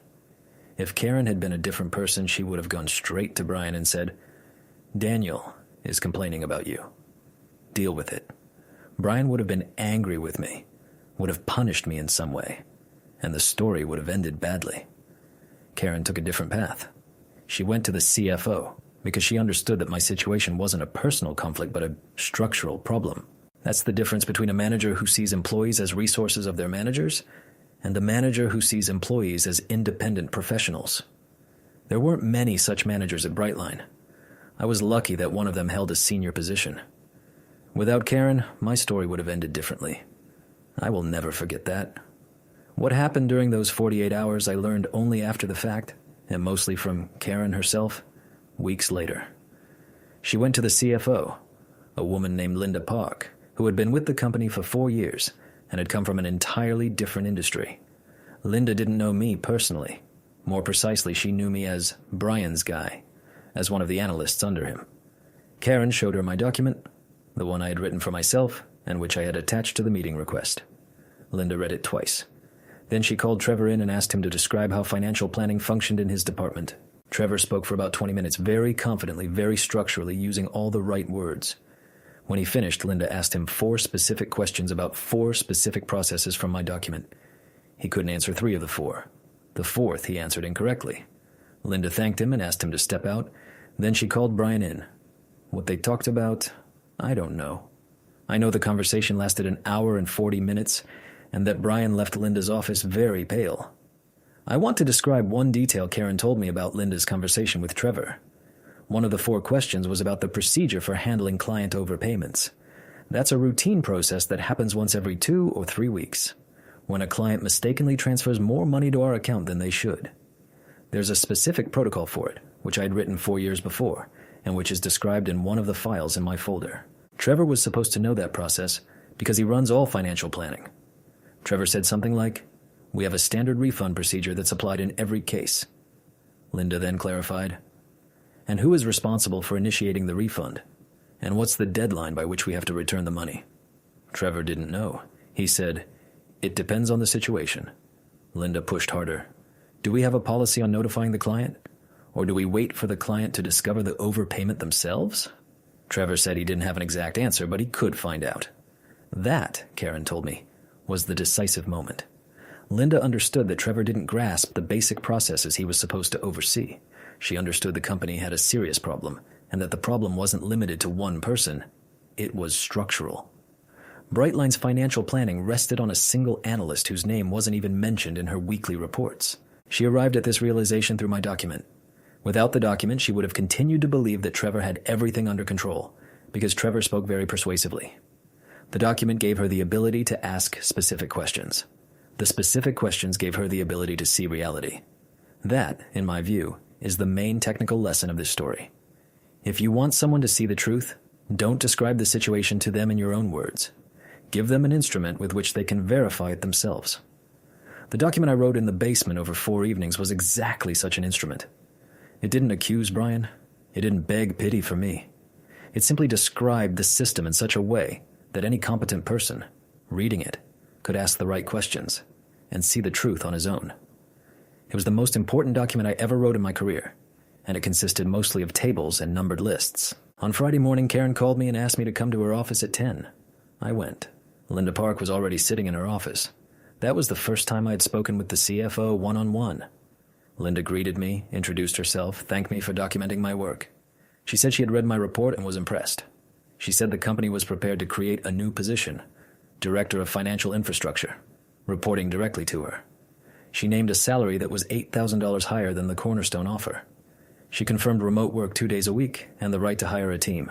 She agreed that my work product would be officially registered. She asked whether I would accept the offer. I want to describe Linda a little because this woman played a large role in my story, and I still hold her in great respect. Linda was in her early 50s at that time. She had been at Brightline for 4 years. Before that, she had worked at a pharmaceutical company, and earlier still, at a bank. She had come into finance from an engineering background like me, and that, I think, partly explained why my document caught her. She liked structure and logic. She was short, always wore dark suits without jewelry except for a wedding ring. She spoke quietly, and when she spoke, everyone around fell silent and listened, not because she demanded attention, but because what she said was always worth hearing. She had a reputation as a very demanding manager who didn't tolerate sloppiness, but who knew how to defend her people in front of the board. Karen later told me that when Linda was reading my document, at one point she stopped, turned the page back, and said out loud, "Who is this person? And why don't I know about him?" That's the phrase any invisible employee at a large company at some point wants someone to say about him. I didn't hear it personally, but Karen passed it on to me, and I carried it inside myself for the next year as a small treasure. In that moment in her office on Friday morning, I looked at her and understood that for the first time, I was being heard by a person who had real ability to change something, and who at the same time saw me as a professional, not as someone's subordinate. That's a rare combination in the corporate world. I tried not to lose the moment. I said I needed one clarification. I asked what would happen with Trevor. Linda looked at me very carefully. It was the same look I had seen from Karen, and I understood they had both expected the question. Linda answered that Trevor would remain in his position. I nodded. I said I accepted their offer. That, perhaps, is the most important moment in the whole story, and I want to explain why I answered exactly that way. I didn't want to fire Trevor. Trevor wasn't to blame. He'd come to a job they had hired him for. If I had begun my new chapter by ousting the person sitting in the office that should have been mine, I would have turned everything into revenge. And I didn't want revenge. I wanted justice. Those are different things, and it took me 7 years to understand that. Revenge is when you prove to others that they were wrong. Justice is when you create conditions in which they can no longer be wrong in the same way. After I gave my answer, Linda asked me one question I wasn't ready for.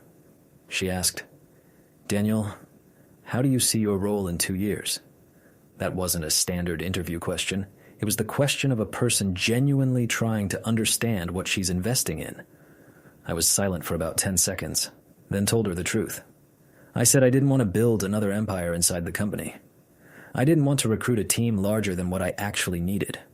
I didn't want to turn into Brian, just with a different face. I wanted to build infrastructure that would work without me. That is, I wanted that, in 2 years, if they removed me from the company, everything would continue to function as it should. And I wanted that during that time, several more people inside the company who are currently invisible would become visible. I had 3 names in my head, 3 people I was already looking at, whom I wanted to bring into the light. That was my main goal. Not scale, not power, not more money. Visibility of work and of people. Linda looked at me without looking away. She said, "That's a good goal, Daniel. Most people in your situation want to flip the table. You want to fix the table. That's what we need." Karen nodded. I noticed my hands were trembling slightly. Not from fear. from the fact that for the first time in many years I was saying what I actually thought, in front of people who had the authority to hear it. We shook hands. Linda said HR would have a contract ready by the end of the day. I left the office. I was still the same Daniel, in the same shoes with the same folder of documents under my arm, but I walked a little differently. I signed the contract that same day. As I was leaving Linda's office, Karen caught up with me at the elevator. She said, "Daniel, you gave us the chance to make the right decision. Not everyone does that. Many people just leave. Thank you." I answered that I had simply wanted to find out what the company really was. She smirked and walked back. In the elevator, I rode alone. I watched the numbers on the panel, 4th, 3rd, 2nd, 1st, and thought about what had just happened. I wasn't celebrating. I didn't even feel relief. I felt something quieter, a sense that I'd finally stopped being in debt to myself. Before I left work that Friday, I did something I hadn't done before. I walked through my old open plan area on the 3rd floor. I just walked slowly between the cubicles, past my colleagues' desks. It was already late in the day, the office was empty, some had left, others were busy talking in the kitchen. I stopped at my own desk, the one I had sat at for 7 years. A stack of documents on the left, 2 monitors, a small calendar with a photo of Noah for January, a cup of cold coffee I'd poured in the morning and never finished. I looked at that desk and thought that, on Monday, I would be sitting in a different office, on a different floor. This desk would go to someone else. Maybe a new analyst hired in my place, maybe no one, and the desk would be used as a storage spot. I stood there another minute. I didn't feel nostalgia. I felt something closer to release. That desk had been my prison for 7 years, not because the furniture was bad, but because in that piece of furniture I had slowly become smaller than I could be. As I left the office that evening, I looked at the desk one last time through the glass partition. It stood empty. I thought, let it stay empty. Someone has to take it, and let it be a person who can move up from this desk. I won't leave anyone there to repeat my path. That was a thought I didn't share with anyone at the time. It was about an internal promise to myself. If I had any chance to influence who would be put in that seat, I would influence it so that it was a person who had a chance not to get stuck. That was one of the quiet reasons why, several months later, I searched so insistently for Anna for Trevor's position. Not out of revenge against Trevor, out of a promise to myself. That evening I drove home along the familiar road I'd driven for 7 years, and for the first time I drove it as a different person. I stopped at the light at the corner of Bessage Avenue and noticed my hands were relaxed on the wheel. I couldn't remember when they had last lay like that on the way home from work. I got home earlier than usual, at 5:45. Emma was in the kitchen cooking chicken with vegetables. She saw my face and didn't ask a single question. She just nodded.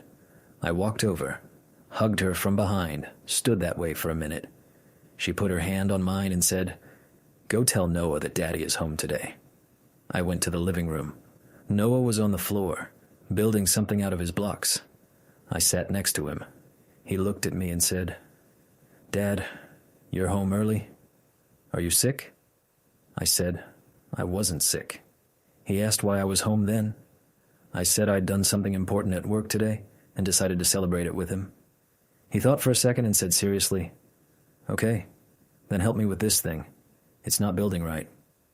I sat with him on the floor for an hour and a half. We built some construction that, by his design, was simultaneously a house, a ship, and an ice cream shop. Emma called us to dinner. At the table I told Noah I would have a different job at the same company. He asked whether I would still be going to the same place. I said yes. He said, "Then nothing has changed." I laughed. Emma looked at me over her wine glass and said, "Some things have changed, sweetheart. You just won't see it right away." That evening I put Noah to bed myself, without being prompted, and read to him until he fell asleep. When I came out of his room, Emma was standing in the hallway, leaning against the wall. She said, "Thank you for coming back." I didn't understand at first what she meant. I thought she meant that I had come home early. Only several days later did I understand that she had meant something else entirely. 2 months after my promotion, my father came to visit us from Mount Vernon. He rarely came. He had his habits at his house, his garden, his usual routine. But this time, I had asked him specifically. I wanted to show him my new office. It was a strange request. and he was silent on the phone for a moment, then said, "All right, son, I'll come." He came on Saturday. I took him to the office on Saturday afternoon, when it was empty. I led him through the glass doors, down the hallway, and opened the door of my office. He stood at the threshold, looked at the walls, read the plate on the door. Then he walked over to the whiteboard on which hung the sheet of paper with the phrase, "This work has authors. They have names." He read the phrase aloud. Then he said, "Daniel, do you remember Hank McCarty?" I said I did, that we had already talked about Hank once. He nodded and said, "Hank would understand that phrase. Hank would understand it better than anyone. Too bad you didn't make it 20 years ago, so Hank could have seen it." We stood in the office another 10 minutes. My father looked out the window at the parking lot. I didn't rush him. As we were leaving, he stopped at my plate on the door and ran his finger across it. It was a gesture I didn't immediately understand. Only after we got into the car did I realize that my father, at 72, was for the first time in his life seeing his son's name on the door of a director's office. He didn't say a word about it. He just ran his finger across the plate. I will remember that gesture longer than most of the words I've heard in my life. As we drove back to our house, he said, "I'm proud of you, Daniel." He said it once quietly, looking out the window. I answered, "Thank you, Dad." We didn't return to that conversation that day. We didn't need to. A few weeks later, when I had settled into the new role a bit and relaxed, Emma threw a small party. She invited 3 couples of our friends, people we had been close with for 10 or 15 years, and whom I had hardly seen for the past 2 years because I was always working. It was a Saturday, nothing fancy, pizza, wine, conversations on the porch. Emma didn't tell anyone what we were celebrating. She just called and said we hadn't seen each other in a long time. When everyone had arrived, she put a bottle of champagne on the table and said, "Daniel has a new job at the same company. He finally got what he had long deserved." Everyone clapped and congratulated me. One of the friends, Jake, a guy I had been friends with since college, took me aside and said, "Daniel, I'll tell you one thing. I love you. You're like a brother to me. But I've been watching you the past 5 years, and I thought you were disappearing. You'd come to our get-togethers and you weren't there. You worked in your head, even when you sat next to us. I wanted to tell you, but I didn't know how. Today I look at you, and I see you came back. I don't know what happened at work, and I don't care. I just want you to know that I see it." I hugged him. I was so grateful he had said that to my face.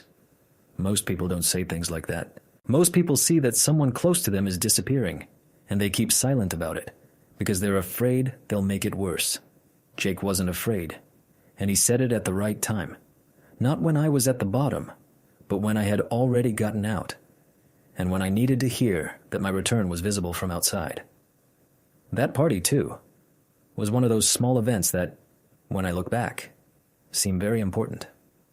Not because it was a big party, because Emma understood I needed to see that my personal life was also marking this event. That was her work as my wife, and she did it perfectly, the way she always does the important things. Brian left the company 3 months later. They didn't tell me officially that it was connected to me, and I didn't ask. Linda conducted an internal audit of financial planning and discovered several things she didn't like, mostly related to how Brian had been presenting the team's work to the board. It wasn't a for-cause firing. It was what corporate language calls a mutually agreed transition. He got severance and went to another smaller company in Dayton. At his farewell party, he came up to me, shook my hand, and said, "Good luck, Daniel." I said, "Thank you, Brian." That was our last conversation. I didn't gloat. I even felt a strange light sympathy. For 7 years, he had been the embodiment for me of everything wrong with that work. And when he left, I understood he had simply been a man who held on longer than he should have to a role he could no longer fill. I wished him luck, and meant it. I learned about Brian's decision to leave a day before it was announced to the whole company. Linda came to my office on Wednesday at 4 in the afternoon and closed the door behind her. That was unusual already. Usually the door stayed open. She sat across from me and said, "Daniel, there will be an announcement tomorrow. Brian is leaving the company by mutual agreement. I wanted you to learn about it first before the general announcement." I nodded. I said, "Thank you." She looked at me and said, "I understand this information may stir mixed feelings in you. I'm not asking you to comment on any of it. I just wanted you to know that I appreciate the work you did, and that I made this decision based on many things. not only that document of yours. I thought about what she had said for 15 minutes after she left. It was a polite and precise sentence. Linda did not want me to think I bore responsibility for Brian's departure. That was her decision, based on her own observations and her own standards. My document had been one factor among many. It was important to hear that because in the first weeks after my promotion, I would sometimes wake up at 3 in the morning and think, was I right to go to Karen? Hadn't I destroyed the career of a person who perhaps didn't deserve such an outcome? Those are normal thoughts for a person who doesn't enjoy causing others pain. With her short sentence, Linda freed me from that responsibility. I had not destroyed Brian's career. I had described a system. The system was assessed by Linda, and she had reached her own conclusions. Those were two different events, and the second was not my fault. I was grateful to Linda for understanding that I needed that separation, and for making it explicit without waiting for me to ask. That was another sign that I was finally working for a real leader, not for someone who imitated leadership. The farewell party itself was a strange affair. It was held in the large conference room, the very one where Brian had presented my models in his name 28 times. They got a cake, set out a few boxes of pizza, opened wine. Few people came, 16 or 17 employees, mainly from the finance and operations departments. Brian gave a brief speech. He spoke for about 5 minutes. He said it had been a pleasure to work at Brightline, that he had learned a great deal, and that he was proud to be leaving the company in good shape. That last sentence hung in the air strangely. Linda stood next to me and looked at her shoes. Karen stood by the window drinking water. Neither of them commented. Brian, I think, never quite understood what had happened right up to the final moment. He had probably explained his departure to himself as a new opportunity or time for a change. That's a normal defense mechanism. Few people are capable of looking in the mirror and saying, I was let go because I did my job poorly. It's much easier to say, I decided to change fields. After his speech, he walked around the room, saying goodbye to people. When he came up to me, he hesitated for a second, then extended his hand and said that phrase. I answered. We shook hands, no special emotion on either side. I thought in that moment about a phrase I'd once read somewhere, that the best revenge is success. But that, like most aphorisms, isn't true. The best revenge is indifference. In the moment when Brian let go of my hand and walked over to the next person, I understood he no longer had any power over me, and that he no longer hurt me. That was much better than revenge. It was liberation. I started working in my new position in August. On my first day in the new role, I came to the office at the usual time and realized I had a different office now. It was on the 5th floor, in the wing where mid-level leadership sat, next to Linda's office. Linda personally walked me there. There was already a plate on the door with my name and title, Daniel Carr, Director of Financial Infrastructure. I stood in front of that plate for a minute. For 7 years, I had worked in an open cubicle with a gray partition, without my name on a wall. That plate was the first physical proof that something had really changed. Inside, the office was empty. Desk, chair, cabinet, 2 windows facing the parking lot. Linda said, Order whatever you need through the office manager. No budget restrictions within reason. I thanked her. After she left, I just sat at the desk for about 15 minutes. I didn't open the laptop. I looked out the window. I thought about how I would set up the space. I knew I didn't want to do what Brian had done. Put a photo on the desk that tries to tell something about your life outside work to anyone who walks into the office. I wanted simplicity. I ended up ordering only one additional thing. A large whiteboard for the wall. No decorative elements, nothing beyond what was needed for work. A week later, I hung a single sheet of paper on the board. On the sheet was written by hand. This work has authors. They have names. It was a simple phrase, but it kept me in focus all through the following months. Every time I prepared a presentation or a meeting, I would look at that phrase and check myself. Had I mentioned the authors of what I was presenting? Had I mentioned them by name? The first thing I did substantively in this new role was hire my team. One of them, a young guy named Ethan, who had been working in IT support, who, as it turned out, had a statistics degree from Ohio State and a tremendous intuition for data. I found him because he had once sent me a note pointing out a flaw in one of my models. He had spotted an error in a formula that no one had noticed for 2 years. The note was polite and precise. I had saved it in a separate folder. When the time came to hire, I remembered Ethan first. Another, a woman named Priya, who for 4 years had been an administrative assistant in operations and quietly built operational dashboards in Power BI in her spare time. Dashboards which, as it turned out, half the company was using. No one knew it had been her. I found out by accident at a meeting when Priya was called in to bring coffee and print the slides, and one of the new employees showed me a dashboard and said, "This is our standard," while Priya was standing in the corner with a stack of papers. I didn't say anything then. I just remembered.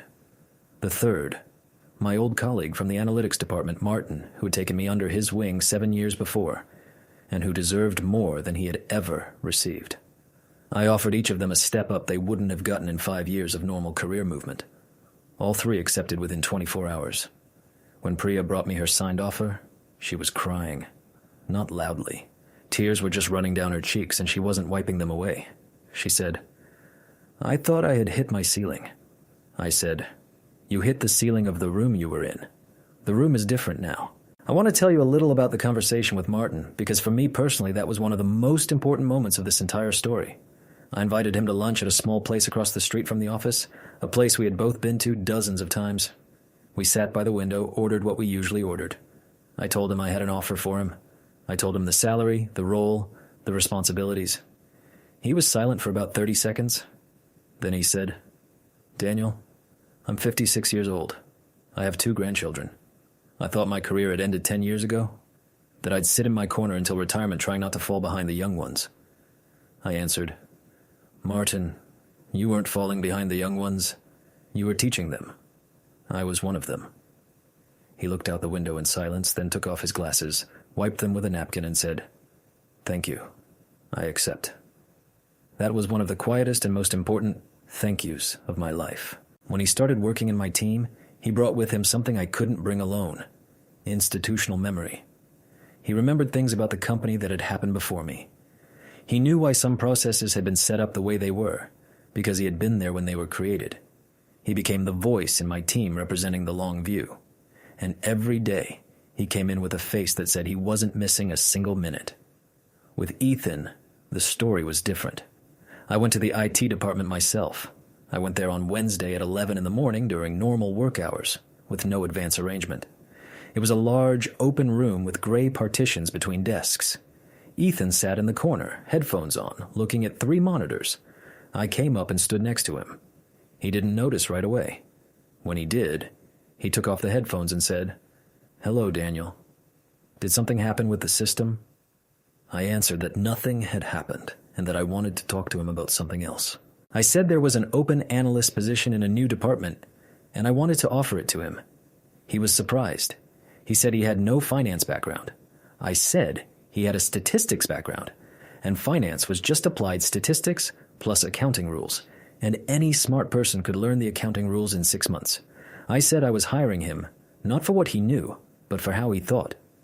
I showed him one thing, that old note he had sent me, about the 1.5 years before, about the bug in my formula. I opened the email on my phone and held it out to him. He looked and laughed. He said, "I thought you were offended at the time."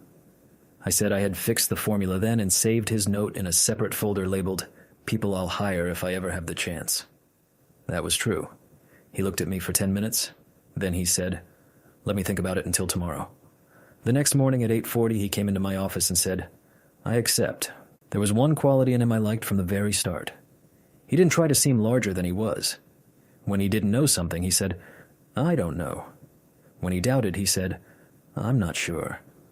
That's a rare quality among ambitious young people, and it made him, without exaggeration, the best analyst on my team in the first year. With Priya, it was even more complicated.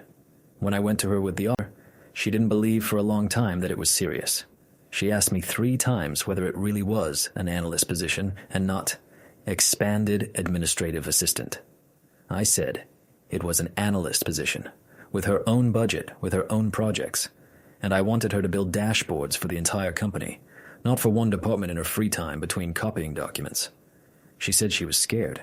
She said she had been invisible for 4 years, and that she had gotten used to it, and she wasn't sure she wanted to be visible.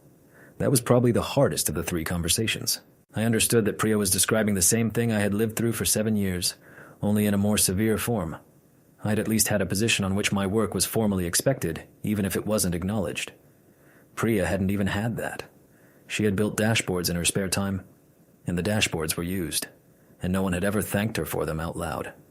She had gotten used to existing in a mode of hidden service. I understood I needed to talk to her not about money and a title, but about something else. I said one phrase to her. I said, "Priya, I'm not offering you to become someone you're not. I'm offering you to stop hiding who you already are." She burst into tears right in the office. I didn't know what to do. I just stayed silent. A minute later, she said okay, and signed the offer. 6 months later, she was leading one of the most important projects of our team, the redesign of the entire corporate dashboard system. A year later, she asked me to help her prepare for advanced analytics certification. I helped. Now she's preparing her daughters for university and says her older daughter wants to go into finance, like her mother.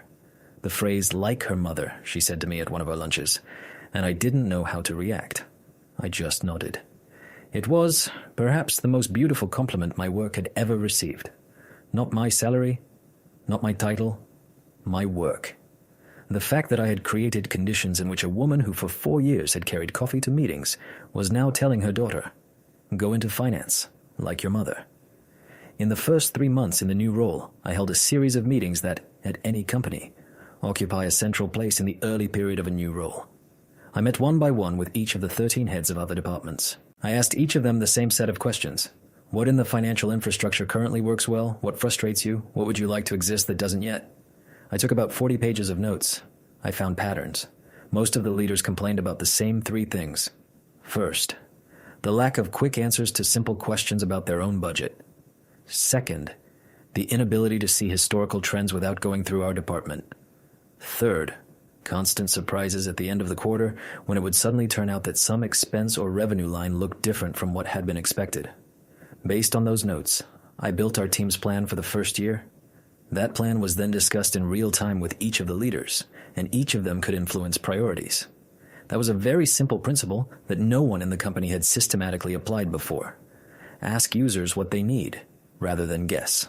When I gave the first quarterly presentation of my team after 6 months on the job, 8 of the leaders I had interviewed were in the room, and each of them saw their suggestions in our plan.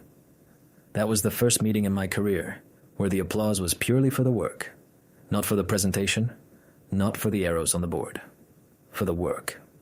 I want to tell you about one specific project from this period, because it shows what we were actually doing. Priya, over 3 months, developed a new corporate dashboard system. Before that, the company had about 40 different dashboards built by different people at different times in different departments. They often showed contradictory information. On one dashboard, the root profitability for the previous month was one number. On another, it was different.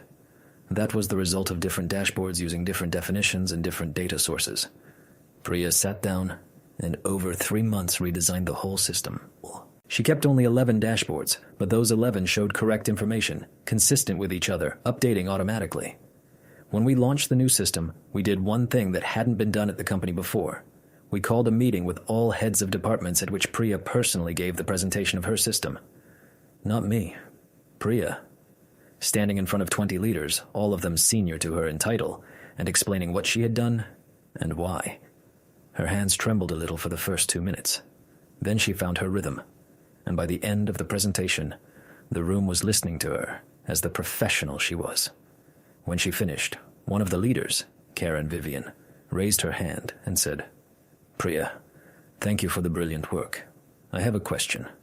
How long have you been familiar with this system? It seems like you know it inside out." Priya smiled and answered, "I designed it, so I do know it inside out." Karen nodded and said, "Thank you." It was a small phrase, but it was public, and it was true. Priya never again brought coffee to meetings after that one. Not because I had forbidden it, because after that meeting no one asked her to. 6 months into the new role, I organized a dinner for my team.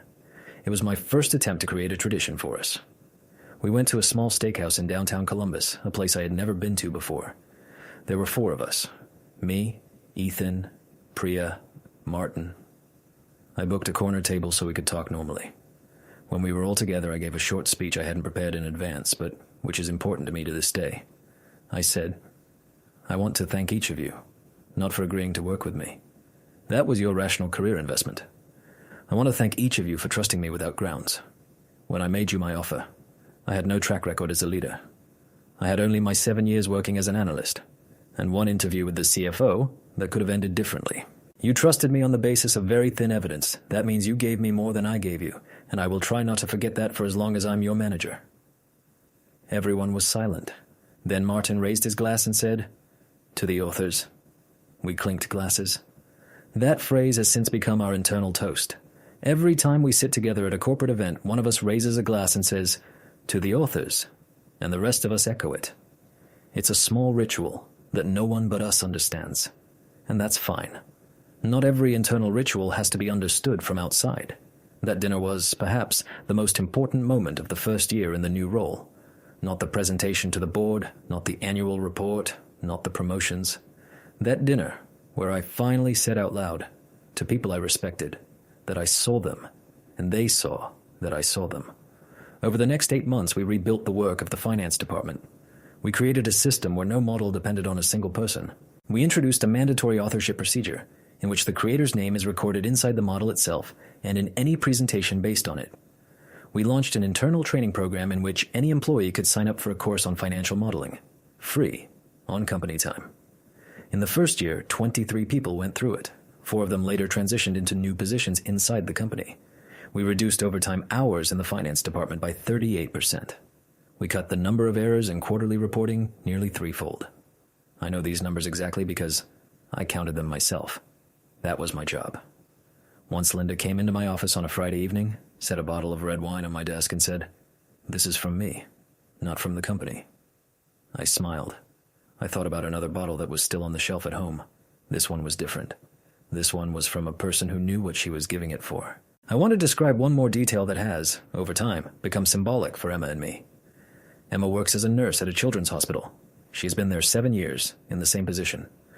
Her work is mostly caring for children going through serious surgeries and supporting their parents. It's very heavy emotional work, and she is good at it.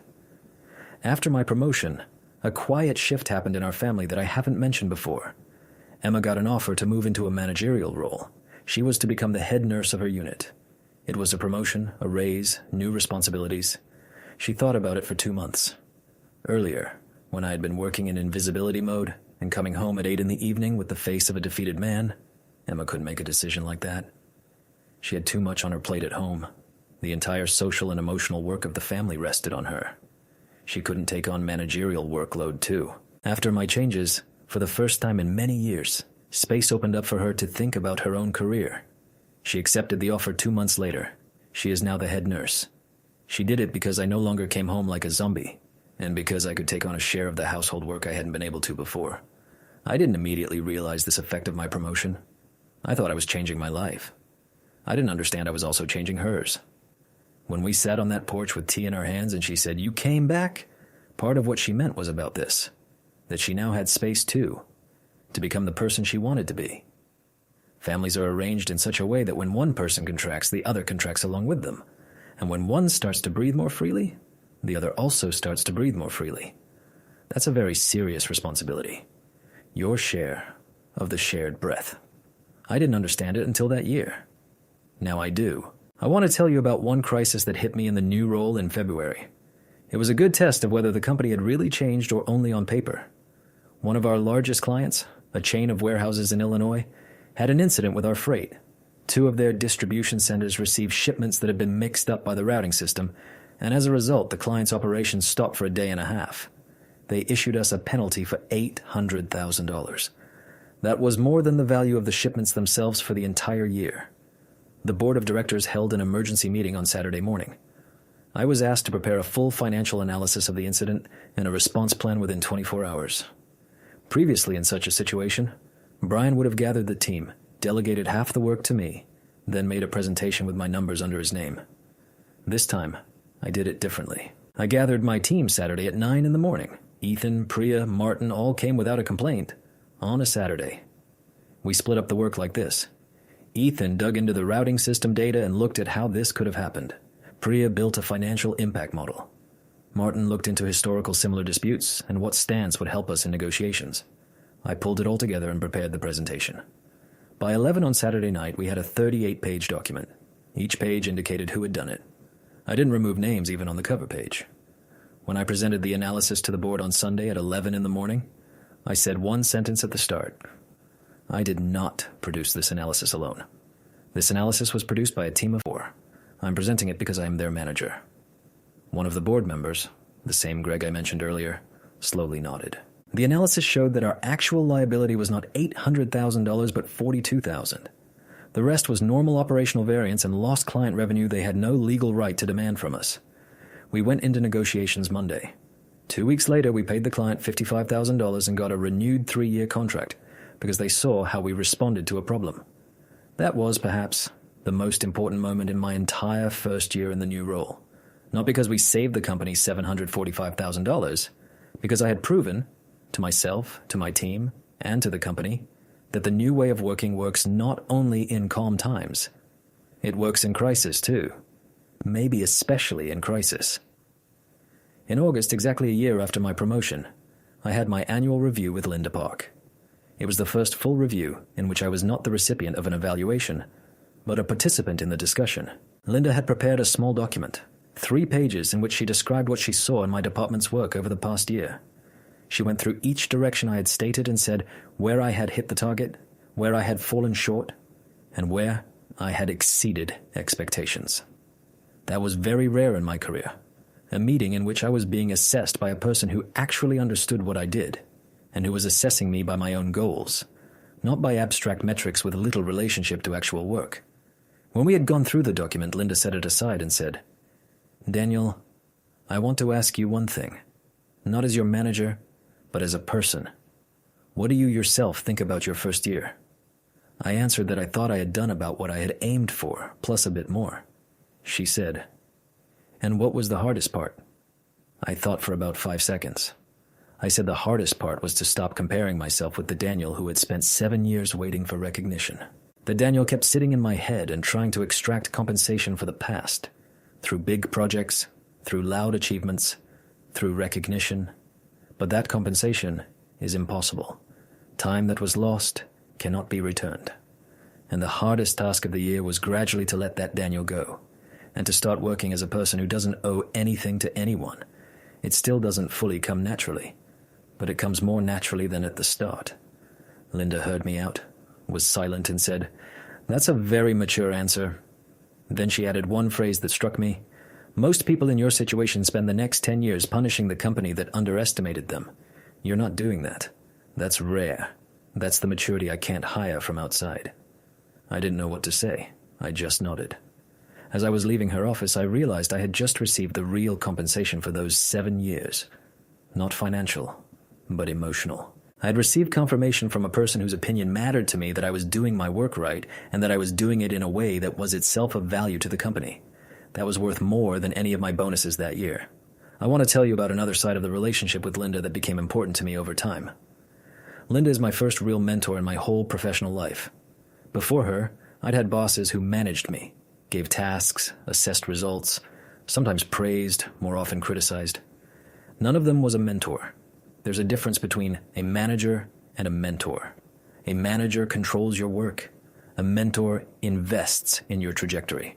Linda invests in my trajectory. Once a quarter, we have a meeting that's labeled in my calendar, not about tasks. At that meeting, we don't discuss current projects.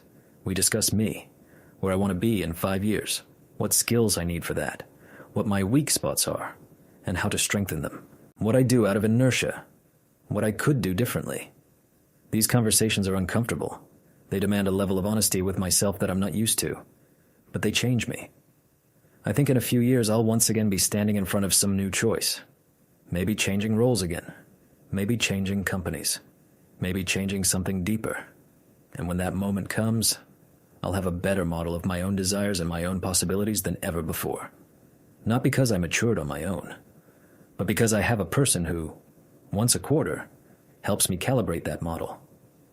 That's a very rare thing, having a real mentor in your professional life. I didn't understand its value until I had it. Now I consider it one of the main results of my promotion. Not the salary, not the title. Access to a person who thinks about me on a longer horizon than my own. If such a person appears in your life, treasure them. That's a rare piece of luck. And try, when you have the chance, to become such a person for someone else. That's also a way of passing along the luck that was given to you. I want to tell you one detail that perhaps isn't the most important, but which means more to me than the rest. A year after my promotion, my window on the quarterly board presentation came up again. The topic was the state of the company's financial infrastructure. I was preparing the presentation along with my team. On the last slide, where the thank you for your attention usually goes, I made a list of 8 names. These were the names of all the people who had contributed to the work over the past year, including Ethan, Priya, Martin, and 5 other analysts from neighboring departments. Trevor's name was not on that list, not out of revenge, but because he genuinely had not contributed to this specific work. When I got to that slide in the presentation, the room went silent. I didn't make a point of it. I just read the names aloud, one by one, slowly, so each one would be heard. It took about 20 seconds. When I finished, one of the board members, an older man named Greg, who had served in that role for 15 years, raised his hand and said, "I've been at this company longer than most of you. This is the first time I've heard anyone do that at a quarterly presentation. Thank you, Daniel." That was my way of saying one thing without saying it out loud. This work has authors. They have names, and those names will be spoken. After that presentation, something happened I hadn't expected. The next morning, I got 3 emails from people who hadn't been at the presentation, but who had heard about it from colleagues. All 3 were similar. All 3 wrote roughly the same thing. "Daniel, thank you for what you did. I'm not sure it will help me in my situation, but I just wanted to say thank you to a person who finally did this." One of the emails was from a woman in marketing whom I didn't even know personally. She wrote, "My manager has presented my work as his own 18 times. I can't leave because I need this job, but it became easier to breathe when I learned that a person had appeared in our company who calls authors out loud. Thank you." I still keep that email in the same folder where Ethan's email once sat.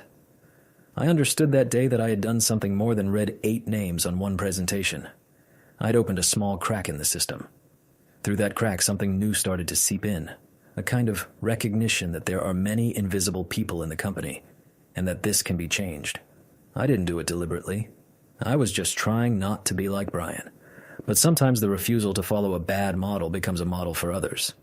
I think over the next 2 years, a few mid-level managers appeared at Brightline who started naming the authors of their work. Not because I told them to, because they saw it was possible. That perhaps is the most important legacy I can leave to this company.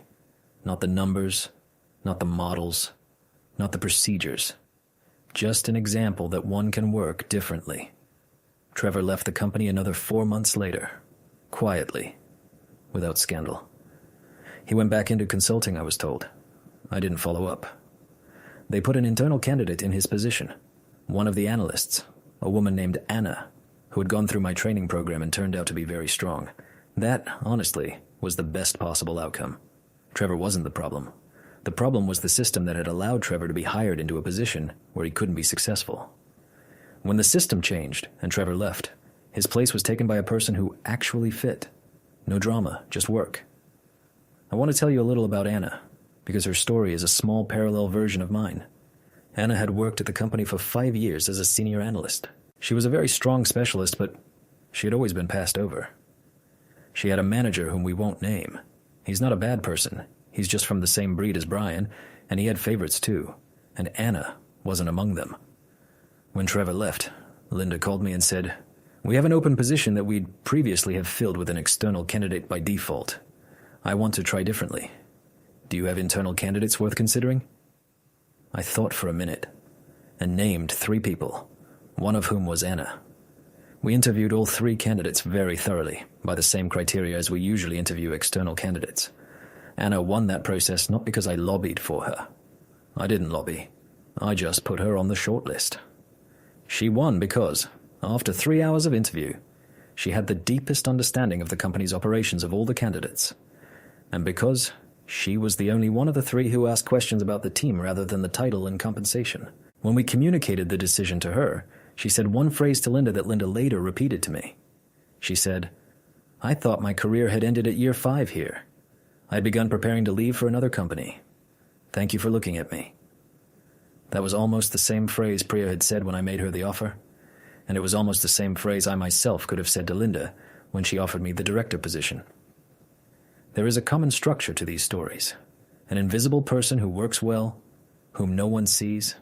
A person appears, who starts seeing. The invisible becomes visible. A career that seemed over opens up again. It's not my invention. It's just what should happen in any healthy organization, and what doesn't happen in most organizations, because most organizations don't have people like Linda. When such a person appears, much changes. Emma noticed the changes before I did. She told me about 4 months after the promotion, one evening when we were sitting on the porch and drinking tea. You're a different person. You smile when you come home. I didn't immediately understand what she meant. She said that for the previous 6 years I'd come home from work with a face that said I had lost something, even when I hadn't said anything. And now I came in with a face that said I had done something today that I was proud of. That was the first time I realized this story was not only about money or a title. It was about how a daily sense of injustice slowly, imperceptibly changes you as a person. And how, conversely, a daily sense that your work is being seen gradually returns you to yourself. That same evening on the porch, Emma told me one more thing that struck me. She said, "Daniel, you probably don't remember, but 3 years ago you cried in your sleep one night. I don't know what you were dreaming. I woke up, looked at you, and there was a tear running down your cheek. You didn't wake up. In the morning I didn't say anything to you. I just hoped it would pass. I was silent. I really didn't remember." Emma went on. "It didn't pass. It just got quieter. You stopped crying in your sleep, but something inside you kept crying every day. I would look at you over breakfast, and I would see it. And I didn't know what to do. I couldn't go to work for you and change what was happening there. I could only wait. I waited 6 years. I sat on the porch with the tea in my hands, thinking that my wife had carried this invisible weight with me for 6 years. It wasn't my work that had been invisible. My pain from that work had been invisible.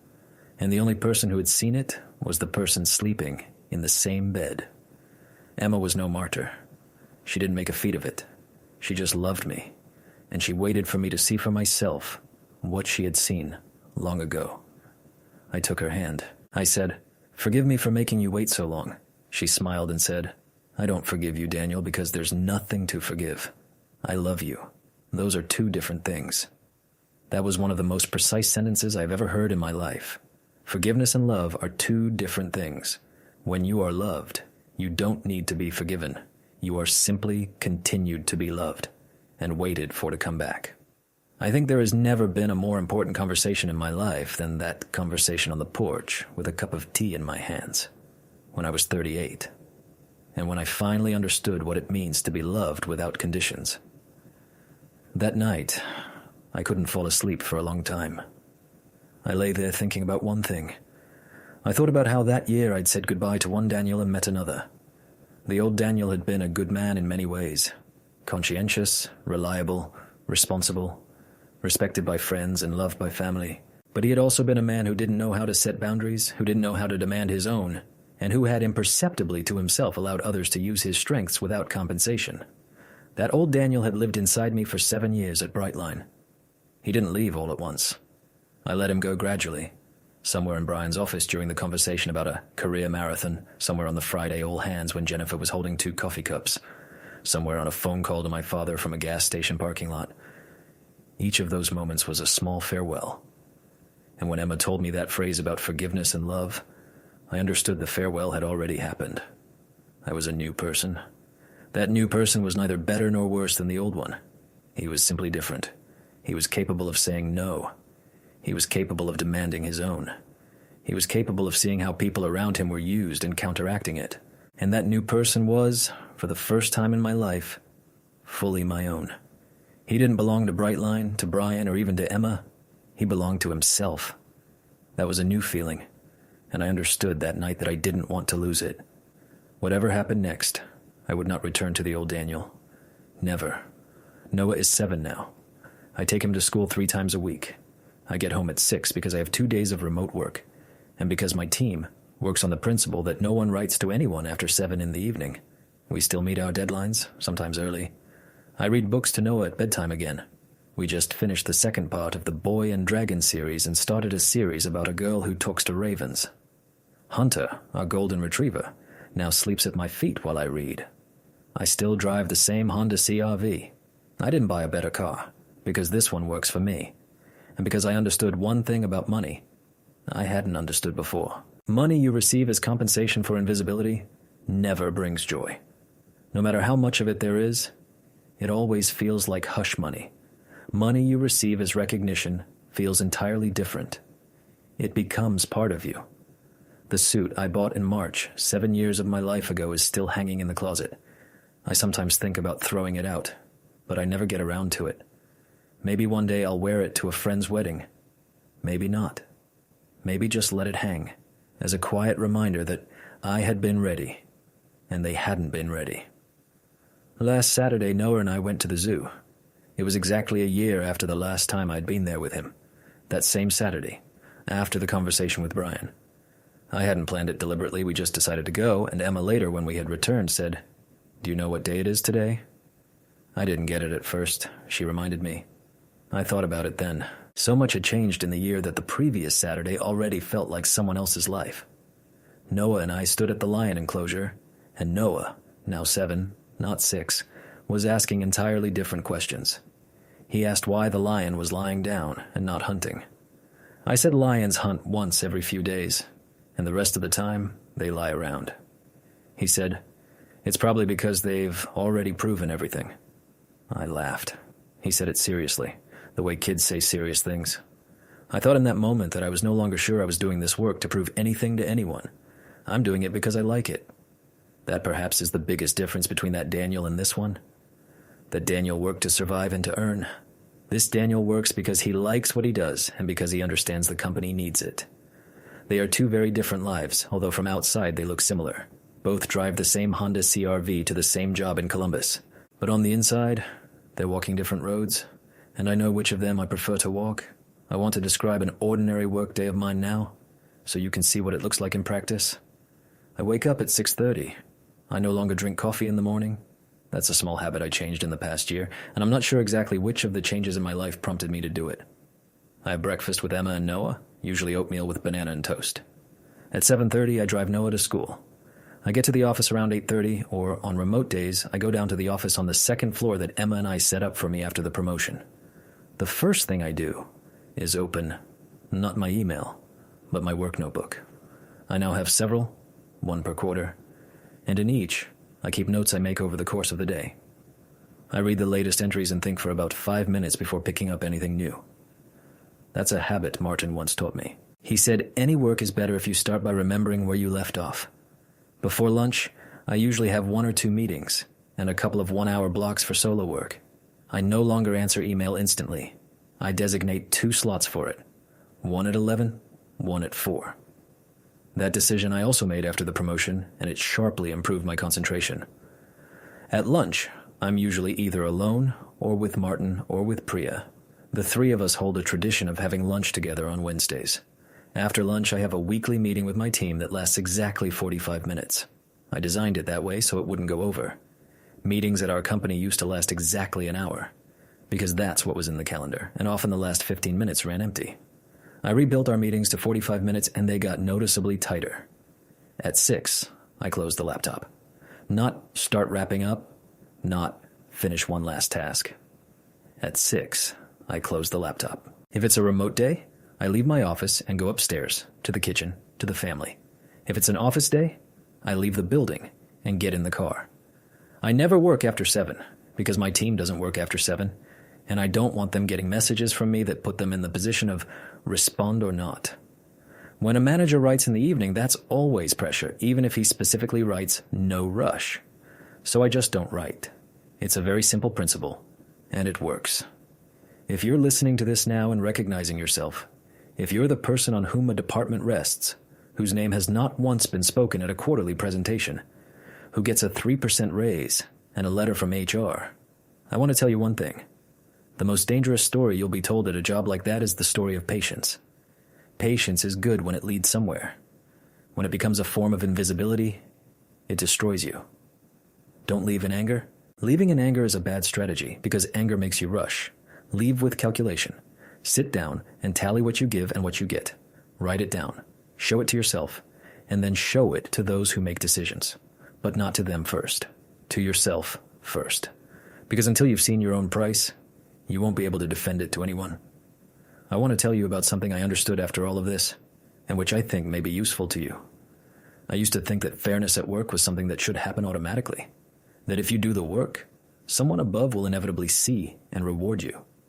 That's a deeply childlike model of the world, and it breaks most good workers between 30 and 40. In reality, fairness at work is a process you yourself have to start and maintain. No one will start it for you.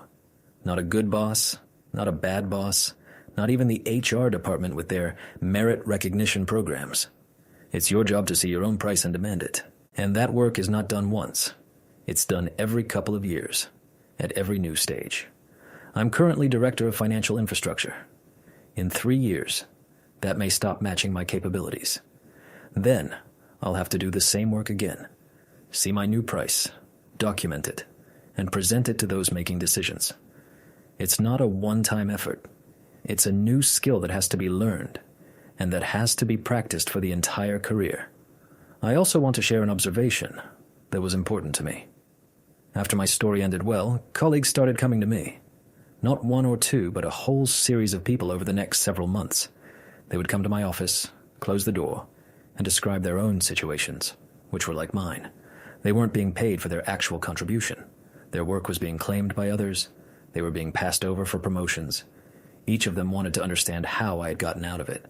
I had, perhaps, 24 such conversations over half a year. Most of them ended the same way. I gave them the same simple recommendation. Document your work, find a recruiter, talk to a person at the top who isn't your manager. Of those 20 people, by my estimate, one actually took those steps. A young man from marketing, who 4 months later landed a position with a 30% raise at another company. The other 19 stayed where they were. I don't judge them. I understand that fear of change is stronger than discomfort with the current situation, for most people. But I understood in those conversations one important thing. The help you can give another person in such a situation is limited. You can tell your story. You can give specific steps. You can't make the decision for another person. Each person who finds themselves in such a situation must walk their own way through that night in the basement, through that conversation with themselves, through that decision to stop being an instrument. That decision can't be borrowed. It can only be made on one's own. I made my choice over 7 years. If you are now in a similar situation, your choice may take more time or less. That's normal. But at some point, you too will end up in your basement, or your car at a gas station, or on a porch with a cup of tea. And you'll ask yourself the same question Emma asked me. What do you yourself want? And how you answer that question will shape everything else. I want to say one more thing that may be useful. If you're now in the same situation I was in 7 years ago, if you have a manager who doesn't mention your name when presenting your work, don't wait for him to change. He won't change. It's not a question of his bad character or malice. It's a question of his professional model. He works on the model he works on, and that model suits him. If it were more advantageous to name you, he'd name you. Since it's more advantageous not to name you, he won't. You have to accept that as a fact, not as an injustice that will fix itself with time. If you need your name spoken, you need to speak it yourself. And if in your current role you can't speak your name without unpleasant consequences, that too is information. It means there's a structural obstacle to visibility in your current role. That obstacle won't go away until you go away, either to a different role or to a different company. That's a very cold analysis, and it may sound unpleasant. But it's easier to accept it as a set of facts than to keep hoping something will change on its own. When you accept these facts, energy is freed up. The energy you used to spend on hope becomes available for action. And with that energy, you can begin to do what I did. Gather documentation, talk to recruiters, look for people in your company who see further than your immediate manager. That process can take months. For me, it took only a few weeks, but I had been preparing for 7 years without knowing I was preparing. For you, it may take longer, but it works. It worked for me. It will work for you, if you take it seriously. There's one more thing I understood. What I did at Brightline wouldn't have worked at every company. I was lucky that we had Karen and Linda in senior management, two people capable of responding to my document the way they responded. If they hadn't been there, my strategy would have led only to me leaving for Cornerstone, and Brightline staying the same. That means when you decide to give your company a chance, you must have a plan B. If they don't take that chance, and most companies won't, you have to have another offer ready, and you have to be ready to leave. Without a plan B, the chance turns into a request, and a request in this situation works poorly. I gave Brightline a chance with a Cornerstone offer in my pocket. That wasn't blackmail. It was an honest dual preparation. I wanted them to make the right decision, but I wasn't dependent on whether they would. That position, internal freedom in the moment of an important conversation, is one of the most useful positions I have ever held in my career. And one last thing I want to say in closing. The strongest answer to people who undervalued you isn't to expose them. It's to build a new system in which people like you won't be undervalued. Careers built on revenge don't last. Careers built on justice become legends in small corporate circles. I have no illusions that I'm changing the world. I'm changing one department in one logistics company in Columbus, Ohio. That's enough. That's more than what I was doing for 7 years, stacking other people's accomplishments in someone else's folder. I made names visible. I made work visible. I made myself visible. To my wife, to my son, to Linda, to Karen, to Priya, who no longer cries in my office because there's no longer a reason. And most importantly, to myself. I want to end where I began. I'm not the hero of this story. The heroine of this story is Emma, my wife, who waited for me to see what she had seen for years. She never once in those 7 years told me to leave. She never once said you have to fight. She just kept loving me and waited for me to understand on my own that fighting isn't betraying the company, it's respecting yourself. When I finally understood, she was there and said, "We'll be okay." It doesn't sound like a dramatic line, but for me it was. That phrase is worth more than all the 15% raises I didn't get over 7 years. And if you have a person who loves you that way, a parent, a partner, a friend, anyone, listen to that person. They see you more clearly than you see yourself. And they're waiting for you to see yourself. And one final thought I want to end on.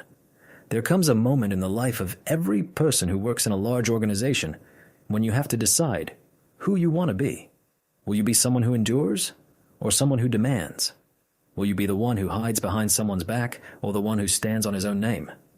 That choice usually doesn't come as one big moment.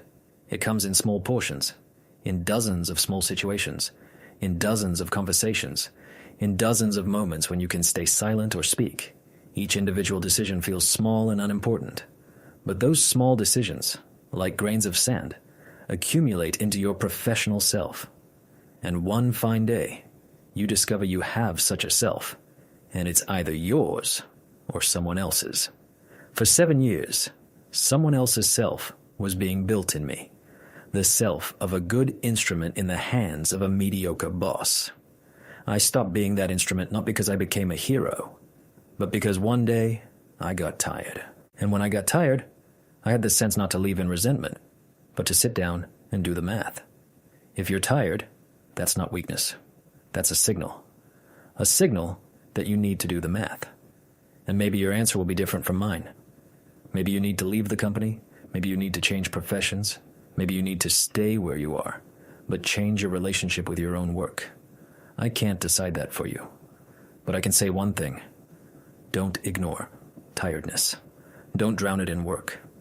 Tiredness is your internal accountant tallying the balance between what you put in and what you get out. When the balance stays in the negative for too long, your body starts signaling. It signals in different ways.